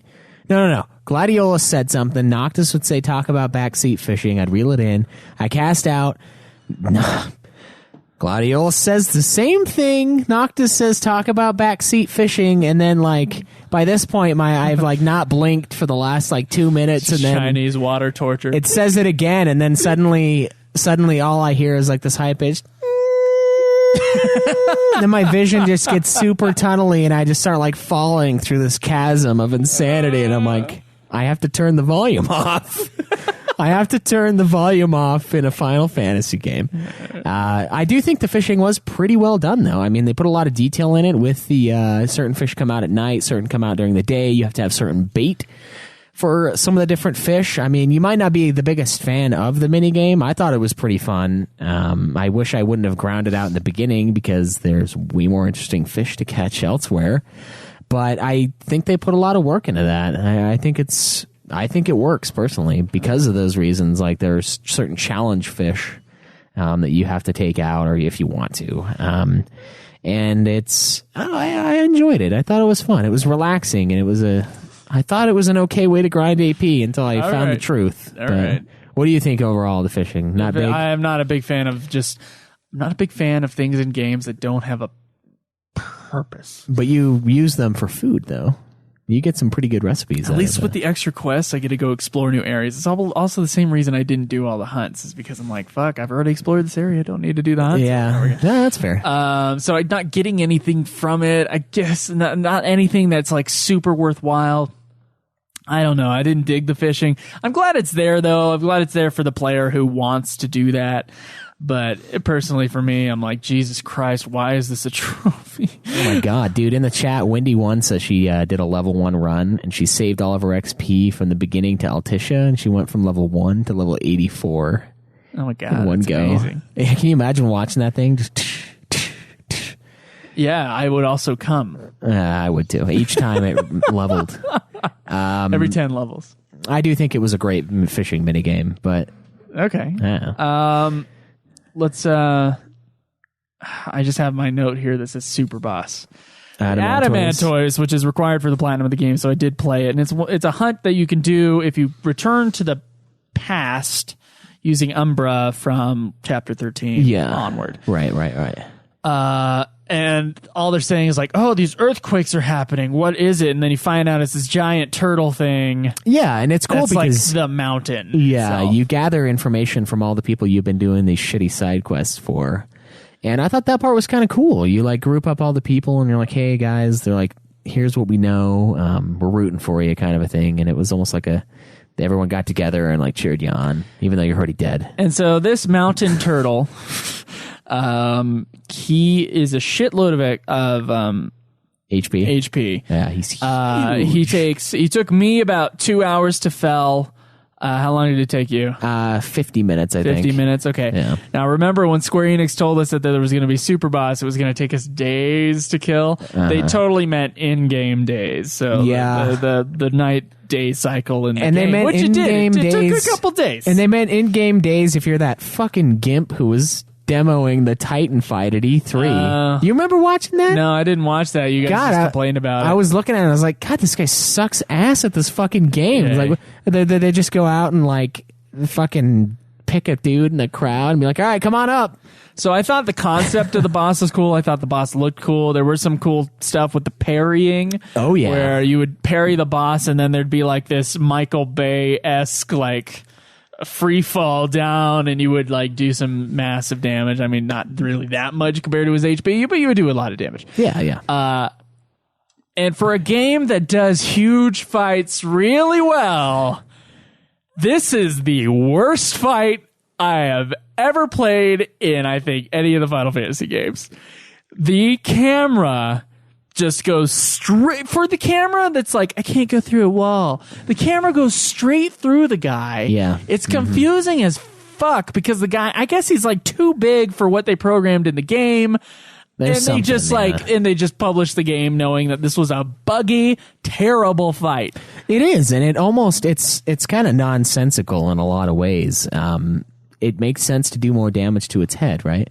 But it's really hard unless you have the air step ability, which, by the way, is mega expensive on the board to fully upgrade that shit. It's really hard to attack his dome, but there's a part where you can like lock onto a part that's not in front of you, and you can do max damage over and over and over again. Yep. So it's like it's a cool idea. It's like the fight. How can I glitch my way to making this part of the game faster? It's time to bring Game of Thrones into the show one more time. My God. It's like the idea of the fights in the early seasons of Game of Thrones rather than the execution. It's like it's really cool that these two characters are fighting. Not the best fight scene, but the idea of it is like, yes. Okay. And I wanted it to be like season 6's fight scenes where it's like amazing. The Battle of the Bastards is like fucking incredible. Right. Excellent fight scenes, excellent choreography. And we got season 1 back cut camera angles. It's skewed. It's glitchy. It's like they put it in there just to make a really long fight. It's and so that's bad, dude. Like you see the inside of Adamantoise. You see like his video game skeleton. Yeah. And I don't think they did a very good job at that thing. No, I think that's one of the things. Had, like the dragon at the bottom of what is it? Castlemark? You said. Castlemark. Castlemark. Okay, that's a cool fight. Oh yeah, that thing's huge. Yeah, that thing's huge. Yeah. The fucking Titan fight, Leviathan fight, great. Yeah. Oh yeah. Fucking Ifrit fight, great. You couldn't do something with like that with the Adamantoise? Are you fucking serious? Yeah, it's not very good. So it's not bad. executed very well. It's not fun. It's just like repetitive. It's not even that difficult. Yeah, so there's not really anything to it. It's just to do. It's bad. And it's one of those things they just put in. It's just it goes along with the rest of the HP. It goes along with the rest of the hunts, in my opinion. It's just filler. It's just to take more time. What's the name of the super boss in 12? Yaizamat. So they were trying to do a Yaizamat, but Yaizamat has good mechanics. Yeah, and That's the difference. fucking brutal, right? too. Yeah, it is actually difficult to kill. This is just long and boring and glitchy. Yeah. And annoying. It's like 12's extra stuff, but they just sucked the soul out of it and they just put it into this game. And they're like, yeah, you like this stuff, right? And they just bring its shambling. You like it? They bring 12's shambling corpse to the table and they're like, oh, how come it's not fun now? It's been like, rotten. It's been rotting in the ground. Yeah, it's been years. Dead since 2006 is why. But, yeah, it's that is awful. I hope they patch it a little bit. But I mean, I assume they will patch that. They've got to patch that Adamantoise. It is glaringly it's bad. Not good compared to the rest of the fights, yeah. But with that being probably the most negative thing besides the X button shit. Oh, Jesus. And the gameplay, I enjoyed the gameplay quite a lot. I don't think it's like the best in the series, but I enjoyed it a lot and I had fun. Yeah. And like I said, 13 I think probably is my favorite like battle system. Probably the most well-balanced classic ones. 5. Yeah. And there's, of course, great balanced gameplay with 7 and 9. I don't think it's up there with those because there are problems with the camera and things like that. Yeah. But I do think it's a pretty good and fun game to play. Yeah, I would say that the fun factor for 15 is probably one of the highest. Okay. For me. I don't think it's necessarily the best. My favorite battle system is Final Fantasy 12's, just barely outskirting 13's. I just love the open world thing. I love how it's like the best of everything. It's like you take 11, but you make it a little more. You get a little more time to decide. I never used wait mode in this game one time. Actually, that's not true. I activated it once, and then I was like, I'm done. I didn't know how, so I just. You have to unlock it, I think, on the board. Yeah, you do. You do have to unlock it. I started just unlocking nodes because I wanted to rush that trophy. Yeah, foolishly, and I wasted a lot of shit on wait mode. And I like how quick it is, and I do think it's one of the most fun battle systems. Like I never got necessarily tired of the fights. When I was doing my second playthrough, I avoided almost everything that I could just because I was trying to rush through the story, because that's what I was returning to the game for, the story. Even though I like the gameplay maybe even more than the story, it was more to refresh everything, so I would avoid it. But I don't like within Castlemark, the bonus dungeon where you can't use items, which is fucking insane. I'm not tired of the fighting. I think it's a lot of fun, and it's really challenging down there. Like you don't get to use items to heal up, and you just get kind of fucked left and right. And there's a room, the one I could not get through this. There are 4 Iron Giants, and they're level 96. Oh.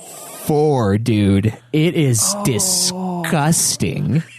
I had to leave. I couldn't do it. I couldn't handle that shit. 4? I don't even know there's 4 because the dungeon's so dark. I knew there were a few, but I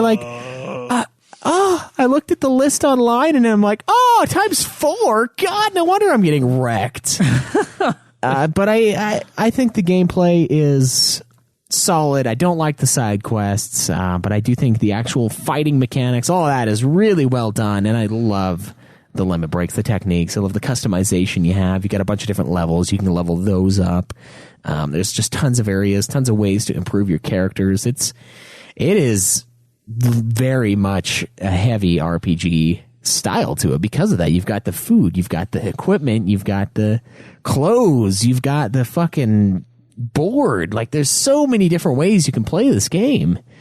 So many different ways you can level your guys up, make them a little bit better. It's nuts, and I think the gameplay is one of the best parts of this game, I would say. Just ignore the side quests, personally. I mean, do them just to do them, but it's okay to not like them. I liked them because they let you explore more of the world, and I liked many of the side quests. Not all of them, but I liked many of them, especially Cup Noodle. Oh, yeah. Oh, dude, that's right. The ultimate flavor experience, you would say? The ultimate flavor experience. Dude, that part, this game, like the Coleman equipment for camping, like the Cup Noodle Shack, and real world shit. It's so marketing heavy. It almost feels wrong, but it's hilarious at the same time because Gladiolus's character just it's like talking to Cameron about something that he's really excited about. He's just like goes really into it. He's like, it's the ultimate flavor experience. And like he seems like a normal dude until you start talking about this one thing, and then he like hyper focuses on like, yes, Cup Noodle. And it's fun because during this quest, Ignis is like, he's like, yes, I suppose they're okay every once in a while. And then he's like, they're not real food. It's really what he's trying to say. And I don't know. That one was kind of fun, but it's odd. It was an odd quest. Yeah, a lot of product placement in this game. Oh, yeah. Jesus. Which doesn't get in the way of the story. Coleman's the ultimate camping experience. Second to last scene where they were sitting on the Coleman chairs and the logo was like bright and ready for them. Yeah, this feels dirty. Yeah, but it was fine. I lived with it. I hope they don't do too much more Coleman, in the future. Coleman transcends through universes. Camping is a big deal in the game. Coleman is a good brand. So there you go. It's the ultimate camping experience. I guess. All right. Let's talk about the look of the game, man. The thing that one of the defining features of a Final Fantasy. Let's do it. It's going to be it for today's episode, guys. Join us next week where we'll cover the art design, the music, you guys' questions, the legacy as it is, and of course, our overall rankings. Until next time, enjoy the grind.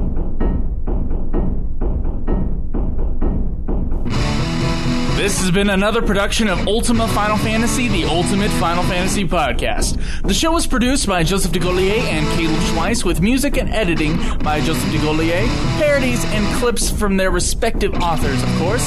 You can get all of our episodes as well as our Let's Plays at ultimafinalfantasy.com. You can also contact us on Twitter at UFF Podcast, as well as our contact page on our website. Be sure to subscribe and review our podcast. Your reviews may get read on the show, and look forward to the next episode of Ultima Final Fantasy, the Ultimate Final Fantasy Podcast.